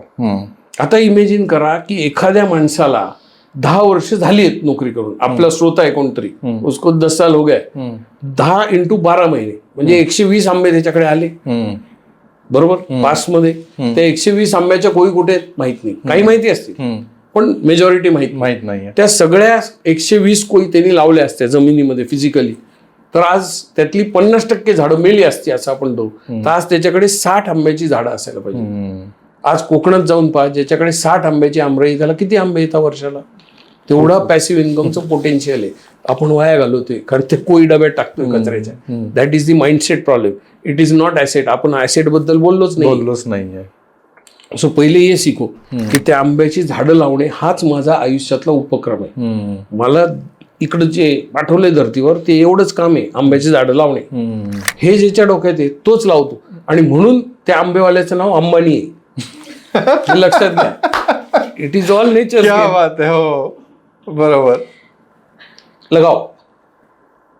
Now you imagine, हे काम तुम्ही 15 वर्ष सातत्याने केलं, किती आंबे लागतील, आणि मग तुमच्या मुलांकडे आमराई जंगल हो जाएगा. That is passive income. That is what is wealth. That is what is. हे माहितीच नाही, कुठल्याच शाळेत शिकवत नाही. आपण कोणते फॉर्म्युले ढूंढ रे, थिटा बिटा फ्युचर ऑप्शन, आपण तिथं घुसलोय. एवढं सोपं आहे.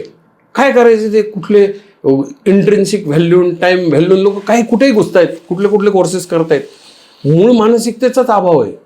ते तुम्हाला कळलं सगळं, पण हे मानसिकताच नाहीये. तो पैसा नाही आएगा, पॅसिव्ह इन्कम नाही आएगा. पण सर, मला आत्ता असं रिअलाइज झालं की तुम्ही तेवढे जेनरस आहात की तुम्ही इतक्या सोप्या पद्धतीने लोकांपर्यंत ही गोष्ट पोहोचवली.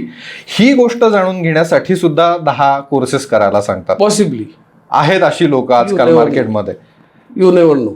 बट सांगायचं तात्पर्य काय की श्रीमंत होणं is not a rocket science. श्रीमंत होण्यासाठी डोकं फार लागत नाही, सातत्य मात्र खूप लागतं. आणि कदाचित सातत्य होण्यासाठी थोडं डोकं लागत असेल, ते असलं तेवढं निर्माण करता येतं. खूप डिफिकल्ट नाही. हा फॉर्म्युला फॉलो केला, तुम्हाला सब गेम हो जाएगा आराम से. बरोबर. खूप डिफिकल्ट नाहीये. खूप कॉम्प्लिकेटेड ऍसेटच्या मागे लागू नका. त्याच्यासाठी एक्सपर्ट हायर करा. So, जसं तुम्ही डॉक्टरकडे जाता, आधी आपण बघितलं तसं एक्सपर्टकडे जा, त्याच्या माध्यमातून करा. तुमचं आता ही गोष्ट आंब्याची जर तुम्ही घरात मुलांना सांगितली, त्यांना काय करायचे बाकीचे फॉर्म्युले, ते विल अंडरस्टँड. आणि पहिल्या पगारापासून ते हे करतील ना, की त्यांना हे कळलं झालं आपल्या आंब्याचं जंगल चाहिए आपलं. आणि हे करणं आवश्यक आहे. आज जर हे आपण केलं, तुम्ही जर हे केलं आणि तुमच्या मुलांना हे सेम शिकवलं, त्यांनी जर केलं, तरच तुमचे मुलं मेल्यावर तुमचे फोटो लावणार आहे. नाही तर ते उलटे करून ठेवून देतील. बघा, आपल्याकडे आपल्या खापर पंजोबाचा फोटो आहे का? नाहीये. इट इज मिसिंग, क्योंकि उसने कोई आंबे का झाड नाही लगाया. आणि हेच तुम्ही टाटा बिर्ला अंबानींकडे जा, त्यांचे कुठले कुठले आजोबाचे खापर पंजोबा, त्याच्या आजोबाचे सगळे फोटो सांभाळून ठेवले. कारण त्यांनी तेव्हा टाटांच्या फॅमिलीमध्ये आज जवळजवळ 850 वर्षापूर्वी कोणीतरी पहिला बिझनेस सुरू केला होता. तो माणूस श्रीमंत नाही झाला, त्याचं नावही आपल्याला माहित नाही.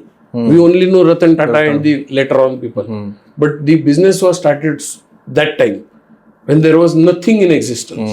तो उसने पहिला आम का पेड़ लगाया, आणि मग आता आपण ते जंगल बघतोय. अरे बापरे, एकच काहीतरी टाटा. ती मानसिकता आहे. So your life happens here inside, outside कुछ नहीं. Outside is only reflection. Inside काम करो, स्किल पे काम करो, स्वतःवर डेव्हलपमेंटवर काम करा. बाहेरची दुनिया ऑटोमॅटिक चेंज होईल. It is so simple. I hope that answers your question. Yes sir, all questions, आणि बहुतेक जनतेचे पण खूप सारे प्रश्न यात सॉल्व्ह झाले असतील. सरांनी खूप जनरस पद्धतीने सगळ्या गोष्टी खूप सोप्या भाषेत सांगितलेल्या आहेत, त्यामुळे याच्यात अवघड असं काही नाहीये. आणि सरांनी स्वतः सांगितलं की श्रीमंत होणं पण ही अवघड गोष्ट नाही, याला डोकं लागत नाही, सातत्य तेवढं लागतं, त्याच्याकडे सगळ्यांनी कॉन्सन्ट्रेट करा. सर, तुम्ही आमच्या स्टुडिओमध्ये आलात आणि आम्हाला आणि प्रेक्षकांना एवढं नॉलेज दिलं, त्याबद्दल तुमचे खूप खूप धन्यवाद. Thank you. Same, it was my privilege. तुम्ही मला इकडे बोलवलं, आणि आय होप की you have given some value to the audience. Yes sir. आणि कुठेतरी याची अंमलबजावणी लोकांनी करावी आणि स्वतःचं लाईफ सुधारावं. हे केलं तरी I have done my job. Exactly. Thank you. Yes, thank you so much. मंडळी, तुम्हाला सुद्धा हा एपिसोड नक्कीच आवडला असेल. तुम्हाला पण फायनान्स रिलेटेड किंवा फायनान्स फ्रीडम रिलेटेड कुठल्याही क्वेरीज, कुठलेही प्रश्न असतील तर सरांना कॉन्टॅक्ट करायला विसरू नका. त्यांचा नंबर आम्ही डिस्क्रिप्शन बॉक्समध्ये देतोय आणि बाकी पण डिटेल्स सरांबद्दल आम्ही प्रोव्हाइड करतो. तसंच आमच्या चॅनलला रोलिंग स्कोपला लाईक, शेअर आणि सबस्क्राईब करायला विसरू नका. आणि हो, यावेळेपासून आम्ही एक छोटासा कॉन्टेस्ट घेऊन येतोय तुम्हा सगळ्यांसाठी. तुम्ही जर आजचा पॉडकास्ट बघितला असेल तर सरांनी लिहिलेल्या 2 पुस्तकांची नावं आम्हाला सांगा. तुमच्यापैकी एका लकी विनरला एक सरप्राईज गिफ्ट आमच्याकडनं मिळणार आहे.